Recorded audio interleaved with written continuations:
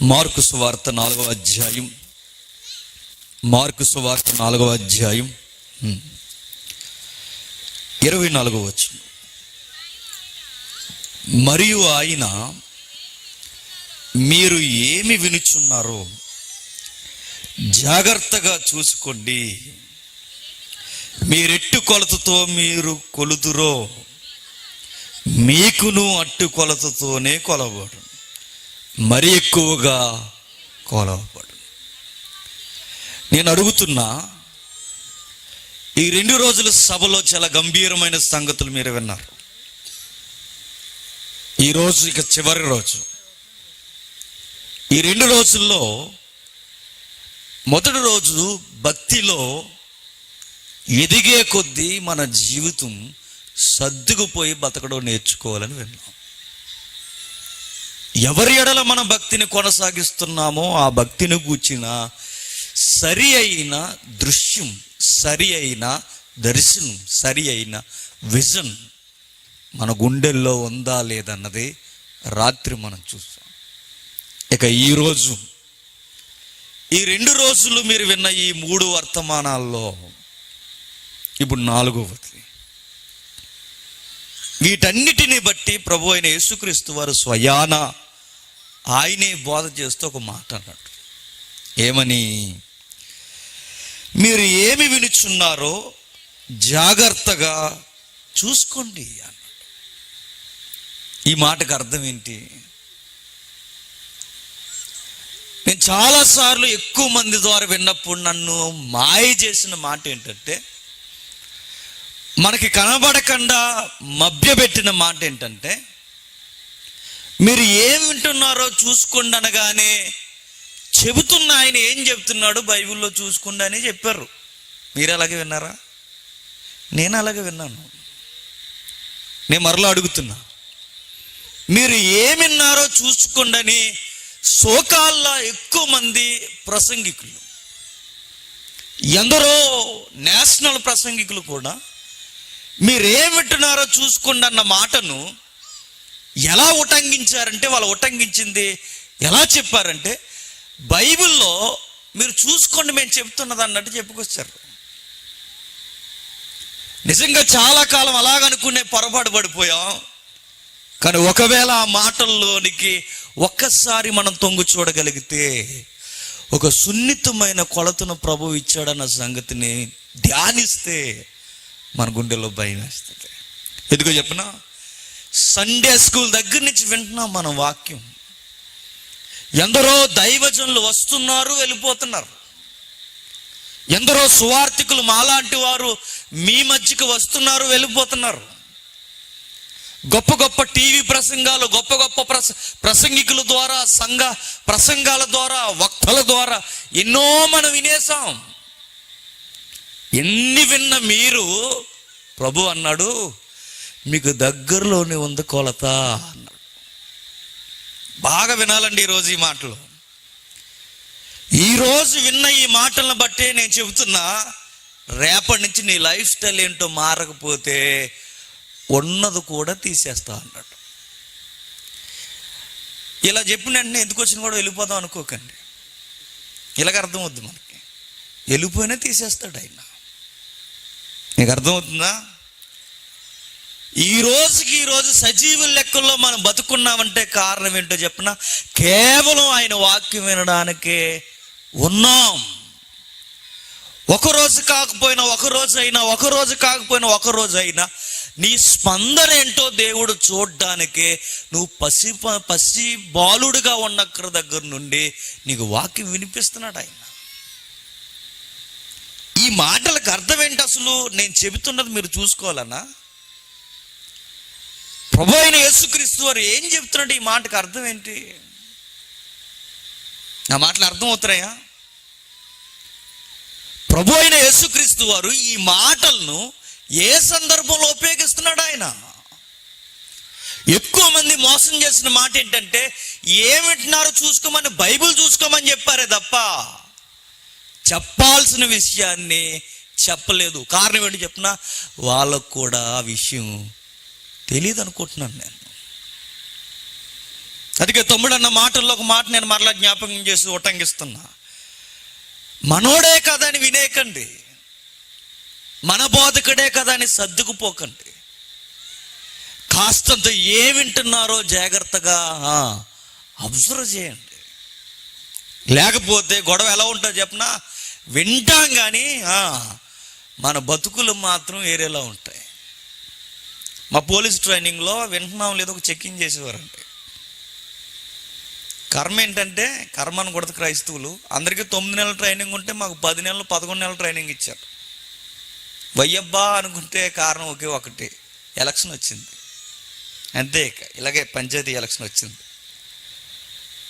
9 నెలలు కావాల్సిన ట్రైనింగ్ 11 నెలలు ఈడ్చి ఈడ్చి ఈడ్చి పాడేసి ఉదయం 4:30కి లేపేసి, 4:30 లేగాలి, ఇంటి దగ్గర 10 గంటలు లేసేవాళ్ళం పెద్ద మనుషులు. ఆడికి వెళ్ళిన తర్వాత 4:30కి గడ్డలు గీసుకుని చక్కగా స్నానం చేసి మాసిన టీషర్ట్ వేసుకోకూడదు, వైట్ అండ్ వైట్ వేసుకుని చక్కగా ఉదయం 4:30 లేపి మధ్యాహ్నం 12:30 1 వరకు దొలగొట్టేస్తారండి. 5 కిలోమీటర్లతో స్టార్ట్ అయిన రోజు సాయంత్రం మధ్యాహ్నం అయ్యేసరికి మొత్తం తడిసి మోపుడైపోతుంది. ఆ టైంలో కాస్త 1 గంట బ్రేక్ ఇచ్చేవారు భోజనానికి. భోజనానికి వెళ్ళొచ్చిన తర్వాత అంత అలిసిపోయినాడికి ఎలా ఉంటుందండి? ఎలా ఉంటుంది? కొంచెం నిద్ర వస్తుందిగా 4:30 లేసేవంటేనే. ఆ టైంలో మాకు ఎప్పన్ డ్రిల్ అని చెప్పి, అంటే ఎప్పన్ ఎలా హ్యాండిల్ చేయాలి, ఆ తర్వాత లా అండ్ ఆర్డర్ క్లాసులు చెప్తున్నాడు. మేము వింటున్నాం లేదని మనం చెక్ చేసేవారు. ఎలా చెక్ చేసేవారంటే, మిమ్మల్ని నేను చెక్ చేస్తున్నాను ఒకసారి చూడండి. ఎలా చెక్ చేసేవారంటే వాళ్ళు, ఇదేంటి ఇదేంటి అని అన్నారంటే ఇంక అంతే సంగతి లెక్క. ఇదేంటి ముక్కు, ఇదేంటి చెవి, ఇదేంటి నోరు. చెకింగ్ ఎలా చేసేవారు చూడండి.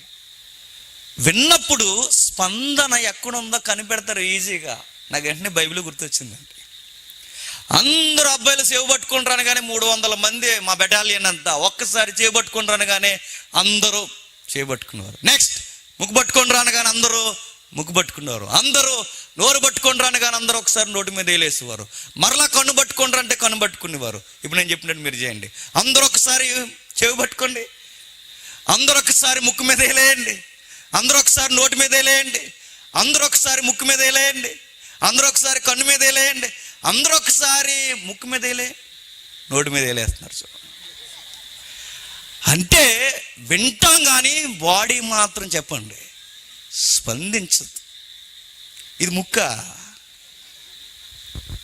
అంటే మన విషయం ఎలా ఉంటుందంటే, విన్నట్టుగానే ఉంటాం కానీ గ్రహించం, చూస్తున్నట్టుగానే ఉంటాం కానరాము, వినబడుతున్న సంగతులు బాగానే ఉన్నాయనుకుంటాం కానీ కొలతకు మనం సరిపోం. అదే ప్రభు చెబుతున్నాడు.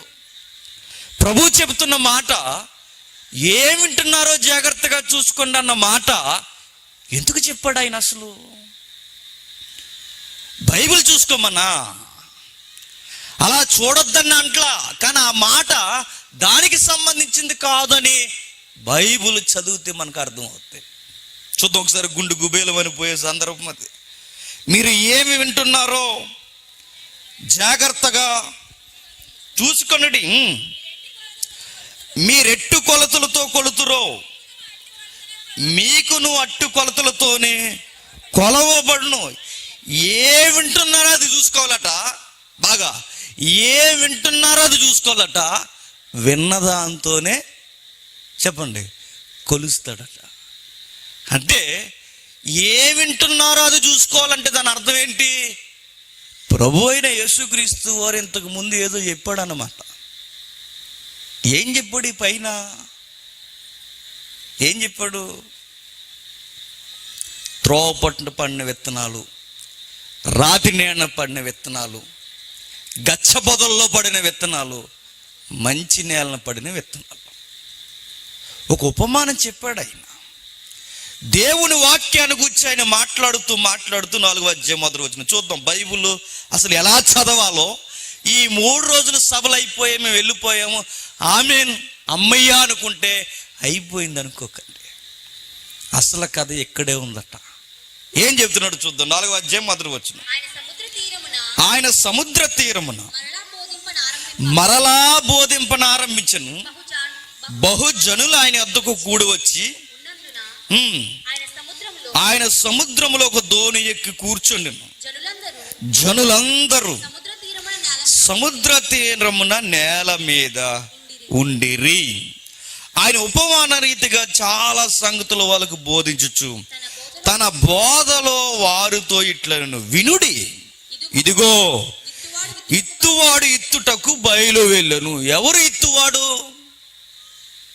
ఎవరైతే వాక్యాన్ని చెప్తున్నారో స్వయంగా యేసు ప్రభు వారే. ఆ సందర్భానికి ఎవరైతే యేసుక్రీస్తు వారే. నిజంగా వింత ఏంటంటే పరలోక సింహాసనం మీద కూర్చున్నవాడు భూలోకానికి వచ్చి ప్రజలందరూ వింటుండగా చూస్తుండగా ఆయన బోధ చేస్తున్నప్పుడు ఆ బోధ ప్రజలు వింటున్నారట. అలాంటి బోధ చేస్తున్న ఆయన మహానుభావుడు భూమి మీదకి వచ్చి ఆయన బోధిస్తూ అన్న మాట ఏంటంటే ఇత్తువాడు ఇత్తుటకు బయలు వెళ్ళును. నేను వచ్చా మీకు చెబుతున్నా అన్నాడు ఆయన. స్వయంగా దేవుని కుమారుడు భూమి మీదకి వచ్చి ఏం చేశాడంటే బోధ చేశాడు. ఎంత ఇంపార్టెంట్ కాకపోతే ప్రభు అయిన యేసుక్రీస్తు వారు మనిషి ఆకారంలో భూమి మీదకి వచ్చి బోధ చేశాడంటే ఆ బోధ మనం ఎంత శ్రద్ధగా వినాలి చెప్పండి. అర్థమవుతుందా? ఆయన ఏ బోధ అయితే చేశాడో ఆ బోధే బైబిల్గా రాశాడు. ఆ బైబిల్లో ఉన్న బోధ ఈరోజు నేనైనా ఎవరైనా నిలబడి మాట్లాడుతున్నారంటే ఈ బోధ ఎంత శ్రద్ధగా వినాలి. వింటాం మనం సోది విషయాలు వింటాం, మన పక్కింటి గొడవలు అవి ఇవి సీరియళ్ళు సినిమాలు ఇలాంటివి బాగా వింటాం మనం. కానీ ఏమైనా చెప్పండి అందుకే మన బతుకులకి చెప్పండి, మన బతుకులకి సరైన అర్థాలు దొరకు. వినాలట వాక్యాన్ని, బోధను మనసారా వినాలట. ప్రభు వాక్యాన్ని బోధిస్తే రేయింబగలు తేడా తెలకుండా విన్నారట. పౌలు వాక్యాన్ని బోధిస్తే అర్ధరాత్రి వరకు విన్నారట. ఆ కాలపు ప్రజలు అన్ని విధాలుగా మనకి ఏమాత్రం తీసిపోని ప్రజానికం వాక్యాన్ని శివారా మనసారా విన్నారట. పబ్లిక్ అందరికీ వాక్యం చెప్తున్నాడు. ఆయన ఉపమానం చెప్పేశాడు. విత్తువాడు విత్తడానికి బయలు వెళ్ళాడు. విత్తుతున్నది ఏంటి, ఎత్తబడుతున్నది ఏంటి చెప్పండి? వాక్యాన్ని విత్తనాలుగా పోల్చాడు ఆయన. ఆ విత్తనాలు ఆయన ఎత్తుతుండగా ఆ ఉపమానం చెప్పాడు. ఆ విత్తనాలు ఎత్తబడుతున్నప్పుడు కొన్ని విత్తనాలు ఏమయ్యట, త్రోవ పక్కన పడ్డాయట. కొన్ని విత్తనాలు ఏమయ్యట, రాతి నేల మీద పడ్డాయట. మరికొన్ని విత్తనాలు ముండ్ల పదలో పడ్డాయట. మరికొన్ని విత్తనాలు మంచి నేల మీద పడ్డాయట. ఏవైతే ఆ ప్లేసులు ఉన్నావో ఆ ప్లేసుల్ని, ఆ స్థలాలని మనుషుల హృదయాలతో పోల్చాడు ఆయన.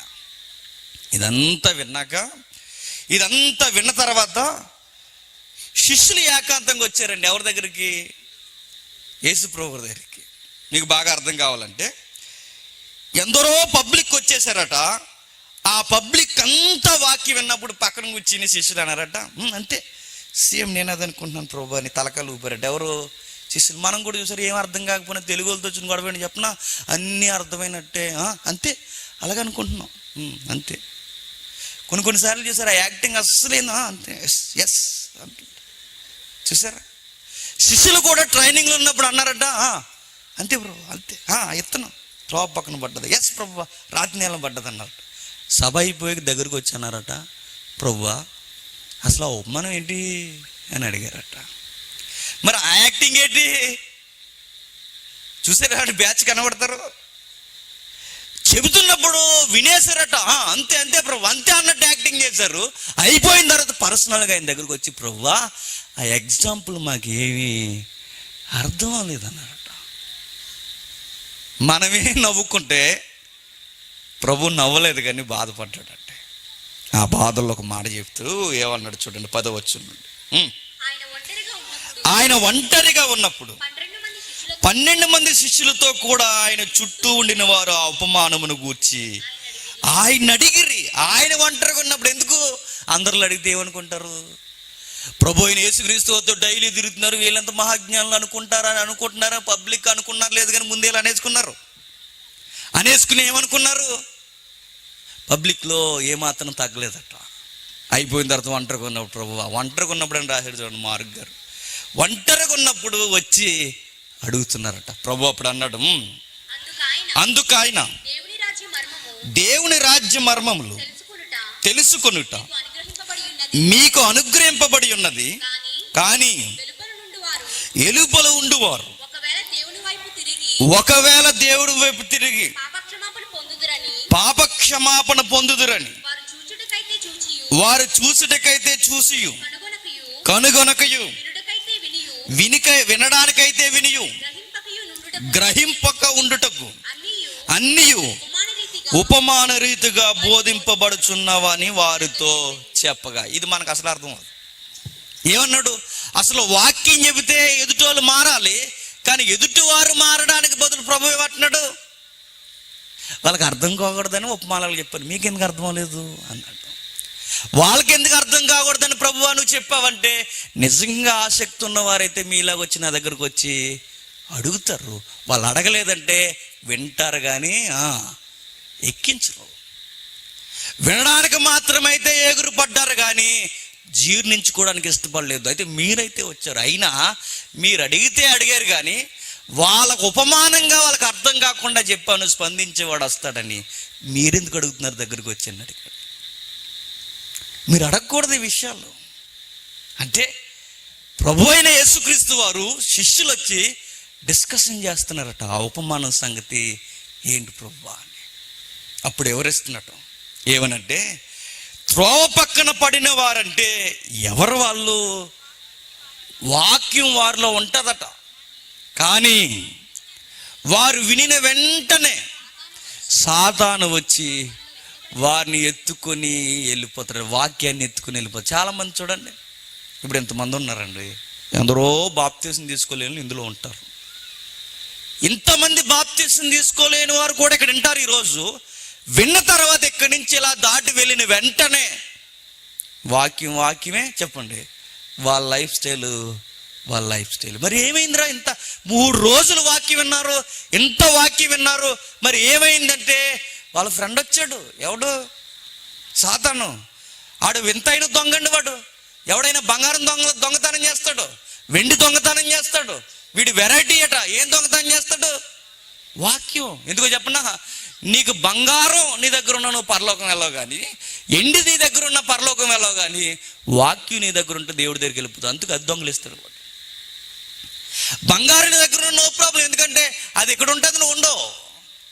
ఎండి నీ దగ్గర ఉంటుంది, అది ఎక్కడ ఉంటుంది నువ్వు ఉండవు. కానీ వాక్యం నీ దగ్గర ఉంటే ఇక్కడున్న నిన్ను ఈ వాక్యం నిన్ను అక్కడ తీసుకెళ్తుంది. కనుక నీ దగ్గర ఏమి ఉండకూడదు? వాక్యం ఉండకూడదు. అందుకే వాడు చేసే భయంకరమైన అల్లరి పని, నీచమైన పని ఏంటంటే వాక్యాన్ని చెడగొడతాడు వాడు. అక్కడ అలా చెప్తారులే, సరే నెక్స్ట్ రేపు నుంచి షెడ్యూల్ ఏంటో ఆలోచించు అంటాడు లోపలికి వచ్చి. అంతే సీరియస్గా వాక్యాన్ని పక్కకు తోసేసి మన పనులు మనవే. ఇది ఒక బ్యాచ్ అట్ట. 2వ వారు ఉన్నారట. ఎవరు? అటువలే రాతి నేలను ఎత్తబడిన వారు వాక్యము విని సంతోషముగా అంగీకరించువారు, అయితే వారిలో వేరు లేనందున కొంతకాలము నిలుతురు గాని వాక్యము నిమిత్తము శ్రమ అయినను హింసైనను కలగగానే వారు అభ్యంతరపడదు. మరొక బ్యాచ్ ఉన్నారట. ఎవరు? వాక్యం విన్నంటే వినని వెంటనే సర్టిఫికేట్ ఇస్తారట. వాక్యం సూపర్ అండి, అసలు ఇలాంటి వాక్యం నేను విన్నుంటే 10 సంవత్సరాల క్రితం ఎప్పుడు నేను మారిపోయి బోధకుని అయిపోయింది తెలుసా అంటాడట. ఇంకా వాళ్ళ స్పందన ఎలా ఉంటుందో చెప్పనా?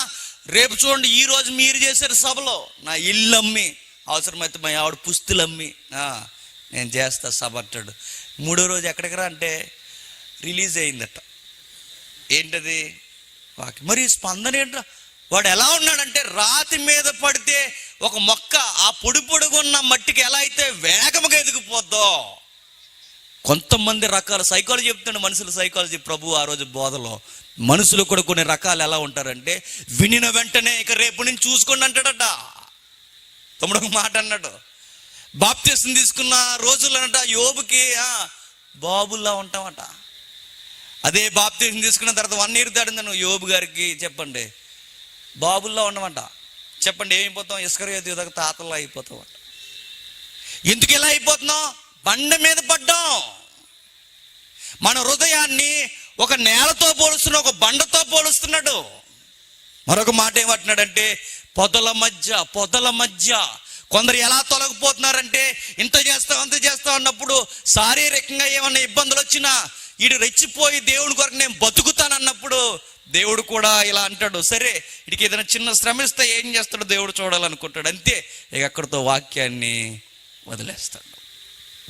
మాతో పాటు 12 సంవత్సరాల క్రితం ఎందరో వాక్యం విన్నారు, నేర్చుకున్నారండి, కానీ లోకంలోకి పోయారు. కారణం ఏంటి చెప్పనా? వాళ్ళకి వాక్య ప్రకారం ఏమన్నా శ్రమలు వచ్చినా ఇబ్బందులు వచ్చినా నిలవలేకపోయారు, తట్టుకోలేకపోయారు. ఇంత పౌరుషంగా మాట్లాడిన వారు శ్రమ కలిగేసరికి దేవుడు వదిలేసి సొంత గొడవలు చూసుకుంటూ తిరుగుతూ ఈరోజు ఉండిపోయారు. లేరు, ఈరోజు దేవుడిని వదిలేశారు పూర్తిగా. కనీసం దేవుని దగ్గరికి సంఘాలకు కూడా రావట్లేదు, అయిపోయారు. కారణం ఏంటి చెప్పనా? ఆ రోజు చేసుకునే నిబంధన ఈ రోజు లేదు. అలా రెచ్చిపోయే బ్యాచ్లో మనం ఉండకూడదు. మరొకరు ముండ్ల పొదల్లో పడ్డారట, వాళ్ళకి విచారాలు ఎక్కువైపోయినాయట. ఆ విచారాలు ఏమి ఎక్కువైపోయాయంటే సంసారాల గొడవలు, ఆ గొడవలు, ఈ గొడవలు. నిజానికి నేల మీదే పడ్డారు, ఎదగడానికి రెడీ అయ్యారు, కానీ పైన ఏమొచ్చేస్తున్నాయట, మొండ పొదలు వస్తున్నాయట. చాలామంది చూసారా, ఎందుకు బ్రదర్ మీరు దేవుడికి ఈ మధ్య దూరంగా ఉంటున్నారంటే, ఏం చేస్తాం బ్రదర్ మా కుటుంబంలో పరిస్థితులు అలా ఉన్నాయి అని చేసిన ఈ పొదలు. ఎందుకు బ్రదర్ ఈ మధ్యకాలంలో మీరు ఎందుకు దేవునికి దూరం అయిపోతున్నారంటే, ఎప్పుడు బైబిల్ పట్టుకుని తిరిగితే మరి ఈ మధ్య ప్రదేశం ఎవరు పోషిస్తారండి, అందుకే నేను నా పని నేను చూసుకుంటున్నాను. అయినా చర్చికే రావాలా, సేవలోనే ఉండాలా, నేను ఎక్కడో దిక్కున ఏదో కష్టపడి దేవుని ప్రార్థించుకుంటూ ఉండిపోతా, ఇలాంటి ఎక్స్ప్లెనేషన్ అన్నీ వస్తాయట. మరికొంతమంది ఇదే యేసుక్రీస్తు వారు ఒక ఉపమానం చెప్పాడు. ఒకరిని రమ్మన్నారట, ఒరే రారా దేవుని రాజ్యంలోని కంటే, మొన్నేనండి మా పితరుల భూమి నాకు వచ్చింది, మరి ఎంతో సాగు చేయాలన్నాడట. ఒరే రారా, నువ్వు రారా అని మరొకరిని పిలిస్తే, కొత్తగా ఎడ్లు కొనుక్కున్నామండి, కష్టమండి, వాటిని కొంచెం చెప్పండి సవర తీయాలన్నారట. నువ్వు రారా అంటే ఈడు వెరైటీ మనీని, నువ్వు రారంటే ఆడు ఇంకా ఏమి ఎక్స్ప్లెయిన్ ఇవ్వలేదట. అడగడానికి మీకైనా ఉండాలి నాకైనా ఉండాలి అన్నాడట. ఏరా అని అడిగితే కొత్తగా పెళ్ళి అయింది అన్నాడట. అది కొత్తగా పెళ్ళి అయితే ఎలా వస్తుంది సార్, పార్కులు, బీచ్లు, ఎక్సెట్రా ఎక్సెట్రా, అత్తగారి ఇంటిగారు సున్నుండలు, మరి ఇవన్నీ ఎవరు న్యాయం చేస్తారు సార్ ఇవన్నీ, అందుకే మీరు అడగండి నేను రాను. ఆ డైరెక్ట్ ఆన్సర్, డైరెక్ట్ క్వశ్చనే కా. ఇలా రకరకాల విచారాలతో దేవుళ్ళలోకి వచ్చి వాక్యం విని అణిగిపోయిన వారు ఉన్నారట. చివరికి మంచి నేలను పడిన వారు ఉన్నారట. ఇదంతా చెప్పుకొచ్చి అప్పుడు అంటున్నాడు ప్రభు, వినండి, ఇదంతా వివరించడానికి కాదు నేను చెప్తుంటా, ఇదంతా చెప్పుకొచ్చి అప్పుడు అంటున్నాడు ప్రభు, మీరు రాతి నేల మీద కానీ ముండ్ల పొదల్లో కానీ ఎక్కడైతే మీకు అణిసివేయబడుతుందో ఆ ముండ్ల పొదల కింద కానీ ఇంకా ఏదైతే ఉందో మంచి నేల మీద కానీ మీరు ఉండడానికి ఇష్టపడండి, ఆ మిగిలిన నేల మీద ఉండడానికి ఇష్టపడకండి, మంచి నేల మీద ఉండండి అని అనడానికి బదులు ప్రభు ఏమన్నాడంటే, మీరేం వింటున్నారో ఇదేంటి, ఇన్ని నేలల గురించి చెప్పి, ఇన్ని మైదానాల గురించి చెప్పి, ఇన్ని రకాల వాతావరణాలు పరిస్థితుల గురించి చెప్పి మీరు మంచి నేల మీద ఉండడానికి ఇష్టపడండి అనడానికి బదులు ఆయన అన్న మాట ఏంటి, పొడిగిస్తూ మీరు ఏం వింటున్నారో జాగ్రత్తగా చూసుకోండి అన్నట్టు. ఆ మాట చెప్పడానికి ముందు 2 మాటలు అన్నాడు ఆయన. మరియు ఆయన వారి తిట్లు, మరి అంటే అక్కడతో ఎక్స్ప్లెయిన్ అయిపోలేదు, ఇంకా ఉంది. మరియు ఆయన వారి తిట్లను దీపము స్తంభం మీద ఉంచుటకే గాని కొంచెము కిందైనను మంచం కిందనైనను ఉంచబడకు తేబడలేదు. రహస్యమైనది ఏది తేటపరచబడకపోదు, బయలుపరచుటకే గాని మరి ఏది మరుగు చేయబడదు. వినుటకు చెవులు ఎవరికైనా ఉండిన ఎడల వాడు వినును గాక. మరియు అంటే ఆ ఎక్స్ప్లెనేషనే, ఆ వివరణ ఇస్తూ ఆయన అంటున్నాడు, మరియు ఆయన మీరు ఏమి విడుచున్నారో జాగ్రత్తగా చూసుకోండి. దీపన గూర్చి చెప్పి దీపపు వెలుగు స్తంభం మీద ఉండాలన్న ఈయన, మంచి నేల అన్ని నేలల కన్నా గొప్ప నేల అన్న ఆయన, చివరికి ఆయన ఇస్తూ ఆ మెసేజ్ని, ఆ ఎక్స్ప్లెనేషన్ కంటిన్యూ చేస్తూ ల్యాండింగ్ ఇస్తూ అంటున్నాడు, ముగిస్తూ మీరేం వింటున్నారో జాగ్రత్త. అంటే ఆ మాటకు అర్థం ఏంటో చెప్పనా, ఇప్పటి వరకు సముద్రపు ఒడ్డిన నావలో కూర్చొని చెప్పిన నా బోధ ఎవరైతే విన్నారో వారికిని మీకును వ్యత్యాసం ఏంటంటే, వాళ్ళు విని గ్రహించరు, మీరు విన్నారు. మీరు వింటున్నది మీరు ఏం వింటున్నారో శిష్య జనాంగమా ఒక్కసారి జాగ్రత్తగా చూసుకోండి. దాని అర్థం ఏంటి చెప్పనా? వాళ్ళకి మీకు తేడా ఏంటంటే, విన్నదానికి స్పందన మీలో కరువు అవ్వకూడదు అన్నాడు. అది మీరేం వింటున్నారో చూసుకోండి అంటే బైబిల్ చూసుకోమని కాదు. మీరేం వింటున్నారో చూసుకోండి అంటే నేను చెప్పిన వర్తమానానికి, నేను బోధించిన వాక్యానికి, మీరు విన్నదానికి మీరు సరిగ్గా స్పందించారో లేదో చెక్ చేసుకోండి అన్నాడు. మీరేం విన్నారో చెక్ చేసుకోండి. కేవలం వినేవారిగా ఉండిపోయారా? విన్నదాన్ని జాగ్రత్తగా చూసుకున్నారా? నేను మరలాడుతాను, ఈ 3 రోజుల్లో ఎన్నో సంగతులు మేము చెప్పాం. అర్థం కానివి మీకు ఏమన్నా ఉంటాయి ఖచ్చితంగా. అలాంటి వాటిని గురించి మీరు ఇంటికి వెళ్ళిన తర్వాత అయ్యో నాకు విన్న ఈ సంగతులు అర్థం కాలేదని ప్రార్థనలో కానీ సహోదరులను కానీ ఎవరినైనా మీరు అడిగారా? అడగలేదు.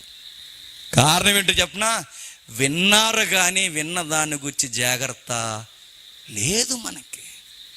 అప్పుడు అంటున్నాడు ఆయన, మీరు ఏం విన్నారో జాగ్రత్తగా చూసుకోండి. ఒకవేళ మీరు చూసుకోలేదో, మీరేం కొలిసారో నేను మీకు అదే కొలుస్తానన్నాడు. మీరు సరిగ్గా నా మాటలు వినలేదా? మీ ప్రార్థనలో మీ మాటలు కూడా నేను సరిగ్గా విన్నాం. భయం వేస్తుంది చూసారా ఆ మాటలు? మీరు చిన్నప్పటి నుండి సండే స్కూల్ దగ్గర నుంచి సండే స్కూల్ టీచర్ల ద్వారా, మీ సంఘ బోధకుల ద్వారా, అనేక మంది సువార్థికుల ద్వారా, ఎన్నో టీవీ వర్తమానాల ద్వారా ఎన్నో వాక్యాలు మీరు విన్నారు. విన్నదానికి మీ స్పందన ఏంటి జాగ్రత్తగా చూసుకోండి అన్నాడు. వింటాం ప్రభువా, స్పందించమంటే దేవుడు అన్నాడు, నువ్వు స్పందించకపోతే నేను నీ పక్షాన స్పందించను అన్నాడు ఆయన. నువ్వు రెస్పాండ్ అవ్వకపోతే నీకు నేను రెస్పాండ్ అవును. ఆయన ఒక భయంకరమైన మాట అన్నాడు చూడండి. మీరు ఏమి వినుచున్నారో జాగ్రత్తగా చూసుకోండి. మీరెట్టు కొలత కొలుస్తారో వినే విషయంలో, మీరు వినే విషయంలో ఎట్టు కొలత అయితే కొలుస్తున్నారో మీకును అట్టు కొలతతోనే దేవుని న్యాయ విధి కొలవబడును. మరి ఎక్కువగా మీకు ఇయ్యబడును, కలిగిన వాడికి ఇయ్యబడును, లేని వానికి కలిగినది వాని యొద్ద నుండి తీసివేయబడని వారితో చెప్పాను. ఏం చెప్తున్నాడు? ఒకవేళ నువ్వు సరిగ్గా విన్నావా, నీకు ఇంకా వినగలిగే చెవి నీకుందా, ఇంకా వినిపిస్తాడు. నువ్వు ఇంకా మనసారా స్వీకరించగలిగే మనసు నీకుందా, ఇంకా నీకు వినిపిస్తాడు. విన్నది నువ్వు జాగ్రత్త వహించలేదా, ఉన్నది కూడా నీ దగ్గర నుండి తీసేస్తాడు. మరొక మాట ఏంటి చెప్పనా? వాక్యం తీసేయడమే కాదు, వినలేని జీవితం అలాగే నువ్వు కంటిన్యూ చేస్తే నిన్ను కూడా చెప్పు ఈ 2021లో తీసేస్తాడు. విన్నదాన్ని ఏం వింటున్నారో జాగ్రత్తగా చూసుకోవడం అంటే బైబిల్లో నేను చెప్తున్నప్పుడు అలా ఉందా లేదని చూసుకొని అక్కడికే అర్థాన్ని సరిపెట్టకండి. ఇక్కడ మేము చెబుతున్న వాక్యం లేదు, మీ సంఘంలో మీ బోధకులు చెబుతున్న వాక్యానికి మీ రెస్పాండ్ ఏంటి? చిన్నప్పటి నుంచి చెబుతున్నారండి యేసు ప్రభు సిలువ వేయబడ్డాడు మన కొరకని. నా పసితనం నుంచి చెబుతున్నారండి ప్రభు అయిన యేసుక్రీస్తు వారు గురించి. మారారా అంటే మారలేదు. మనం ఏంటి నీ స్పందన, నీ ధైర్యం ఏంటి? అసలు ఏం కొలుస్తున్నా వాక్యాలను వింటున్నప్పుడు? ఇన్ని రోజులకి ఈ రోజుకి కూడా ప్రభు అయిన యేసుక్రీస్తు వారిని గురించి ఇంకా దేవుడు మనకి వినిపిస్తున్నాడంటే కారణం ఏంటి చెప్పనా? ఒకరోజు కాకపోయినా ఒకరోజు అయినా స్పందిస్తావని. స్పందించకపోతే వినని వాడిని ఎలా తీసేయాలో కూడా ఆయనకు బాగా తెలుసు. 2021 ఏమున్నదనుకోకండి. వాక్యం విన్నవారు సరైన మారు మనసు పొందకపోతే కరోనా కన్నా ప్రమాదం మన వెనకే పొంచుంది. అది దేవుని న్యాయ విధి. బాగా విందాం, ఈ మాట అలా మనసులో పెట్టుకోండి. మీరు ఏం విన్నారో జాగ్రత్తగా చూసుకోండి అంటే దేవుని మాట ఎంత బాగా మనం వింటే అంత బాగా మనం ఏం చేయాలి? ఆయన కొరకు బ్రతకడానికి ప్రయత్నం చేయాలి. శిష్యులు చేసిన తప్పు ఏంటంటే, మీరు ఏమి వింటున్నారు, మీరు అంటే అక్కడ ఎవరు? శిష్యులు. మీరే విన్నారు, వాళ్ళు వినలేదు, వాళ్ళు గ్రహింపలేదు, వాళ్ళకి అక్కర్లేదు కాబట్టి నా దగ్గరికి రాలేదు. మీరు విన్నారు, మీరే వింటున్నారో జాగ్రత్త, మీరే వింటున్నారో జాగ్రత్త. మీరు జాగ్రత్తగా ఉండలేదు ఈ 12 మంది శిష్యులారా, రేపొద్దున్న నాకు శిష్యులు కావాలనుకుంటున్న వారులారా, మీరు గనక జాగ్రత్తగా నా వాక్యాన్ని మీ జీవితంలో కొలత వేసుకుని, నేను ఎంత వాక్యం చెప్పానో అంత కొలత మీ జీవితంలో తోగపోతే మీకు నాకు చెల్లి అన్నాడట ప్రభు. ఉన్నది కూడా ఏం చేస్తా అన్నాడు ఆయన. అవి ఏవైనా, అవి మేలులైనా, నీకు వాక్య సంబంధమైన దీవులైనా, ఏవైనా మీరు సరిగ్గా ఉండకపోతే మీతో దేవుడు సరిగ్గా ఉండడట. ఒక ఎగ్జాంపుల్ చెప్తాను, ఆ మాటల జ్ఞాపకం పెట్టుకోండి. ఏదైనా వనంలో అవ్వాదములు ఏం చేశారండి? ఏం చేశారు? మేము ఎప్పుడు ఉన్నామండి అక్కడ అడగండి, బైబిల్ ఉందిగా. ఏం చేశారు? పాపం చేశారు, అది కాదు. ఏం చేశారు వాళ్ళు? టీవీ చూసారా? ఏం చేశారు? అది కాదు, పండు తెంచారు. ఏం చేశారు? ఆ పని చిన్న పనా పెద్ద పని చెప్పండి? మామూలుగా మన పాపలతో పోల్చుకుంటే చాలా చిన్న పని. పండు తెంచి తిన్నారంతే. పండు తెంచి తిన్నందుకట దేవుడు జీవితంలో నా దరిదాపులకు రాకుండా అన్నాడు. ఎవరిని? అదేంటి ప్రభువా, నేను అంటున్నాను, పండు తెంచినందుకే దరిదాపులకు వాళ్ళు రావద్దంటే మనం తెంచే పండు కాదు చెప్పండి. మన లిస్ట్ తీయాలి కానీ ఆదామని రోడ్డు మీద వేసుకొని ఇదే ఇంత దరిద్రం బెటరా నువ్వని, నేనే బెటర్ అనుకుంటాడు. ఎవరు? ఆదాము. వాళ్ళు చేసిన పని చాలా చిన్నదండి, తెంపారు. కానీ అంత పెద్ద శిక్ష దేవుడు ఎందుకు వేసాడు? జీవితంలో నా ముఖం చూడొద్దు, ఈ సన్నిధిలో మీరుండొద్దు, జీవవృక్షం యొక్క దరిదాపులు కూడా మీరు రావద్దు, గటాట్ అని దేవుడు ఎందుకు గంటేశాడు? కారణం ఏంటో చెప్పనా? మినిమం లెక్కలేస్తే కొన్ని 100 సంవత్సరాలు ఏదైనా వనంలో ఉన్నారు. ఎవరు? ఆదామవ్వ. లెక్కలేయని కావాలంటే కొన్ని 100 సంవత్సరాలు ఆదామవ్వలు ఏదైనా వనంలో ఉన్నారు. కొన్ని 100 సంవత్సరాలు సంధ్య వేళ దేవునితో మాట్లాడారు. ఎన్నో మాటలు దేవుని ద్వారా విన్నారు, ఎన్నోసార్లు. ఇంత విన్న వీరట, అంత వాక్యం, అంత సహవాసం, అంత దేవునితో సన్నిహితం వాళ్ళకు ఉండి అంతగా స్పందించాల్సిన వాళ్ళు దిగజారిపోయి చేసిన పని ఏంటట? తెంచారట. ఏమర్థమవుతుందో చెప్పనా? మీరేమింటున్నారో జాగ్రత్తగా చూసుకోండి. మీరేం కొలిసారు అదే మీకు కొలబడదంటే కారణం ఏంటంటే, ఇన్ని సంవత్సరాలు దేవునితో వాక్యంలో దేవుని సహవాసంలో ఉన్న ఆదాము అవ్వ ఈరోజు మీకు ఈ పని చేయకూడదని మీకు తెలియదా? మన దృష్టిలో అది చిన్న పనేమో, కానీ దేవుని దృష్టిలో ఇన్ని సంవత్సరాలు నాతో ఉండి నా స్పందన ఏంటో మీకు తెలిసి మీరు ఎలా చేయగలుగుతారు? గెట్ అవుట్ అన్నాడు ఆయన. మీకు అర్థమవుతుందా? వాక్యం వినడం సంబరం కాదు, విన్న దాని ప్రకారం సరైన కొలత లేకపోతే ప్రమాదం కూడా. ఆదామవ్వలు ఎందుకు పంపించేశాడు? ఎందుకు రావద్దన్నాడు? అందరూ వేరు, ఈ సృష్టిలో అన్నీ వేరు, మీ ఇద్దరు వేరు నా దృష్టిలో. నేను ఎవరితో సహవాసం చేసినా చేయకపోయినా పక్కన పెట్టాదాము, నేను పరలోకాన్ని వదిలి నీ దగ్గరకు వచ్చాను. నేను దేవదూతల యొక్క కొనియాడుతున్న పరిస్థితులే వద్దు నీ దగ్గరకు వచ్చాను. నేను సంధ్య వేళ ప్రతిరోజు నేను మీతో తిరిగాను, మాట్లాడాను. ఈ చిన్న విషయం కూడా చేయకూడదని మీకు తెలియదా? ఇన్ని 100 సంవత్సరాల్లో మీకు ఏమర్థమైంది అన్నట్టు.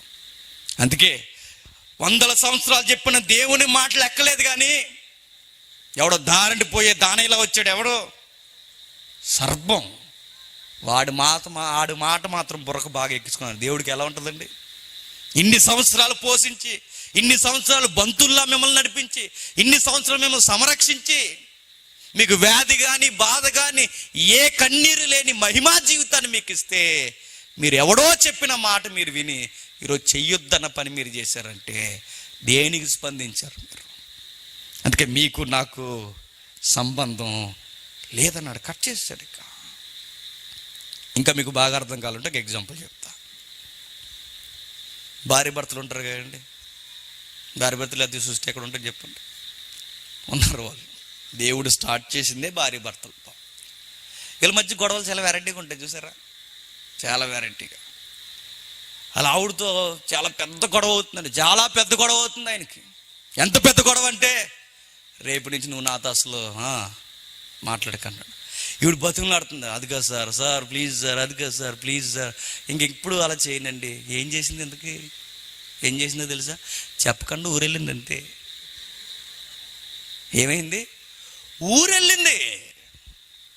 ఎందుకో ఆ మాటకు ఆయన ఎందుకు కోపగించాడు, ఎందుకో చెప్పనా, నువ్వెవరికి చెప్పకుండా వెళ్ళినా నో ప్రాబ్లం, నేను నీకు రక్షకుడిగా ఉన్నాను, నేను నీ జీవితంతో నా జీవితాన్ని ముడిపెట్టున్నాను, నాకు తెలియకుండా నువ్వు చిన్న పని కూడా చేయడానికి వీల్లేదు.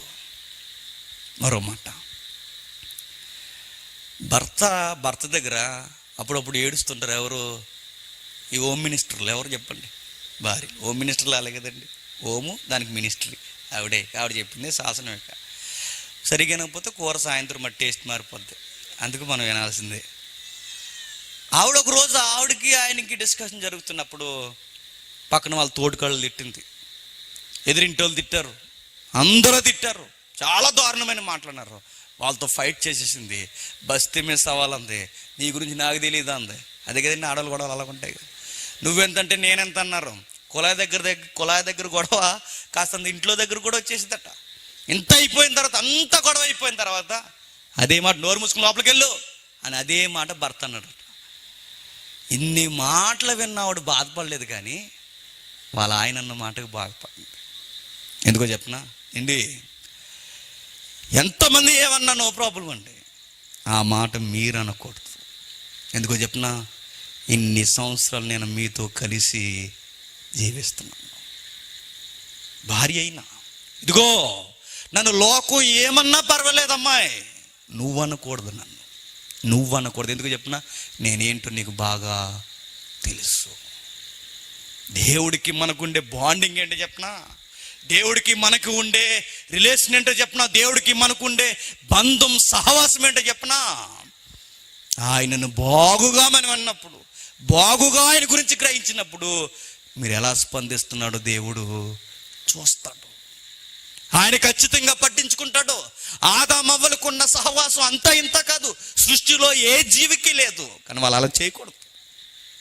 అన్ని సంవత్సరాలు దేవునికి దగ్గరగా ఆయన హృదయ స్పందన ఏంటో వాళ్ళు బాగుగా ఎరిగిన వాళ్ళు అలా చేయకూడదండి. అందుకే దేవుడు తట్టుకోలేకపోయాడు, బయటికి వెళ్ళిపోమన్నాడు, ఉండొద్దు అన్నాడు, ఇక మీ ముఖం నాకు చూపించకండి అన్నాడు. మరొక సందర్భం, మోసే, తమ్ముడు చెప్పాడు కదా సందర్భం. మోసే ఏం చేశాడండి, ఏం చేశాడు, ఇశ్రాయేలు నడిపిస్తున్నాడు. అంతకుముందు ఆయన ఏం చేసేవాడు, ఆయన ఓట్ల ఎలక్షన్ పెడితే, పంచాయతీ ఎలక్షన్ కాదు, ఈజిప్ట్ దేశానికి ఎలక్షన్ పెడితే పంచాయతీ ఎలక్షన్కి అమ్ముడిపోతున్నారని వినికిడి. జాగ్రత్త, మీకు రోడ్లు వేయరు, మీకు కరెంట్ కూడా వేయరు, మీరు వేస్తున్న మీ అభ్యర్థి ఎవరో జాగ్రత్తగా చెక్ చేసుకోండి. ఎందుకు చెప్పిన, తర్వాత ఓటు నువ్వేస్తావు, ఆ తర్వాత ఓటు నీ గాడేస్తాడు, అస్సలు ఉండవు, బయట ఉండి మనకు కాలేదు అంటాడు. జాగ్రత్త, మీరు వేస్తున్నది ఏ పార్టీకి అని కాదు, మీ అభ్యర్థి ఎలా అంటాడో, పని చేసేవాడా పని చేయనోడా చెక్ చేసుకోవాల్సిన బాధ్యత ఓటు వేస్తున్న హక్కుదారులుగా మనకి ఉంది. జాగ్రత్త. ఎలక్షన్ పెట్టామనుకోండి ఈజిప్ట్లో, ఫరో తర్వాత నెక్స్ట్ ఫరో ఎవరంటే పబ్లిక్ నుంచి సౌండ్ వస్తుందట, ఏమని, మోజెస్ మోజెస్ మోజెస్ అని వస్తుందట. ఫరో తర్వాత మరలా నెక్స్ట్ ఫరో మాకు మోసే ఉండాలంటారట. రాజుగా ఉండడానికి ఏమాత్రం తీసిపోడు, కత్తి పట్టుకున్న వీరుడే, కొట్లాడకు దిగిన వీరుడే, శాస్త్రాలలో జ్ఞానే, మాటల్లో కూడా ప్రావీణ్యత కలిగిన వాడే, ఏ యాంగిల్లో చూసినా రాజే. ఎవరు, మోసే. 40 సంవత్సరాలు ఆయన పేరు చెబితే బ్రాండ్లా కనబడ్డదట, ఎక్కడ, ఈజిప్ట్లో. అలాంటివన్నీ వదిలేసుకున్నాడు, ఎవరి కోసం, ఆ దేవుని కోసం. పేరుని సింహాసనాన్ని అమ్మగా పిలువబడుతున్న అమ్మగాని అమ్మ ఎవరు? అమ్మమ్మ కాదు, ఎవరు చెప్పండి? ఫరో కూతురు. ఆవిడ అమ్మా అని పిలు. ఏమొద్దు మోజెస్, ఒక్కసారి అమ్మా అని పిలు. నీకు ఎలక్షన్ లేకపోయినా స్వతంత్ర అభ్యర్థిగా నేను ఎక్కడ కూర్చోబెడతాను? సింహాసనం మీద కూర్చోబెడతాను. నువ్వు అమ్మను చాలు, అమ్మ ఆ సౌండ్ నాకు చాలా అన్నాడు. అనను అన్నాడు. ఎందుకు? నన్ను పోషించే తండ్రి ఒక ఆయన ముఖ్యం, నాకు ఆ ప్రజలు ముఖ్యం, నేను అనలేను అన్నాడు. మళ్ళీ అనమంటే అండి అమ్మేంటి? అమ్మకి పాదాభివందనం కూడా చేద్దాం మనం. ఇప్పుడు ఆ మధ్య సోనియమ్మ గారికి చూసారా ఎలా చేసేవారు? అమ్మాననాలి. అమ్మానంటే నీకు సీఎం చేద్దంటారు. అంటే అమ్మేటండి ఇంకెన్ని పదాలు, అమ్మకు సంబంధించిన పర్యాయ పదాలు ఎన్ని ఉన్నాయో అవన్నీ రాసుకుని ఓ ప్రసంగం చేస్తాం. అమ్మ అమ్మ అంటే ఏమనుకుంటున్నారు? అమ్మ అమ్మ అని మొదలెడతాం. ఇక అమ్మ అర్థమే మర్చిపోయి చివరికి అర్థాలు మిగిలిపోయేలాగా అంతలా మాట్లాడతాం మనం. కానీ మోసే అన్నాడట, నో నో నో నాకు వద్దు ఇవేమి, ఈ డబ్బు వద్దు, ఈ వీరత్వం వద్దు, ఇవేమీ వద్దు. ఈ చేతికర్ర, ఈ దుప్పటి, ఆ ప్రజల వెనకాల శ్రమ నాకు చాలు. అద్భుతాలు చూశాడు. సింహాసనం వదిలేసుకున్నాడు. ఎర్ర సముద్రాన్ని పాయలు చేసేసాడు. స్వయాన ఆయన హస్తాలతో దేవుని కృపతో పాయలు చేసేసాడు. పొడి నేల మీద తన ప్రజలను తడి ఇసుకనే పొడి నేలగా మార్చేసి నడిపించుకుంటూ తీసుకెళ్ళిపోయాడు. శత్రువులను నీట దేవుడు ముంచేస్తుంటే ఆనంద బాష్పాలతో చూశాడు కల్లారా. ఎండ తగులుతుందేమో అని దేవుడు పగట వేళ మేఘస్తంభాన్ని సెంటర్ ఏసీలా పంపిస్తుంటే చూసి మురిసిపోయాడు. ఎవరో? మోసే. ఎంత ప్రేమిస్తున్నావయ్యా. నడుస్తుంటే చెప్పులు అరిగిపోతాయేమని చెప్పులు కూడా అరగనివ్వలేదట. ఇంకా వింతేడు చెప్పిన, కనీసం వాళ్ళకి ఎండకి కనీసం కళ్ళు కూడా తిరగలేదట. ఎక్కడ ఏ ప్రాబ్లం లేదు. వాళ్ళు వేసుకున్న బట్టలు కూడా మాయలేదట. ఎంత బాగా నేను చెప్తాను. ఏ నాయకుడు ఇలా చూడగల చెప్పండి? ఏ నాయకుడు ఇలా చూడలేడు.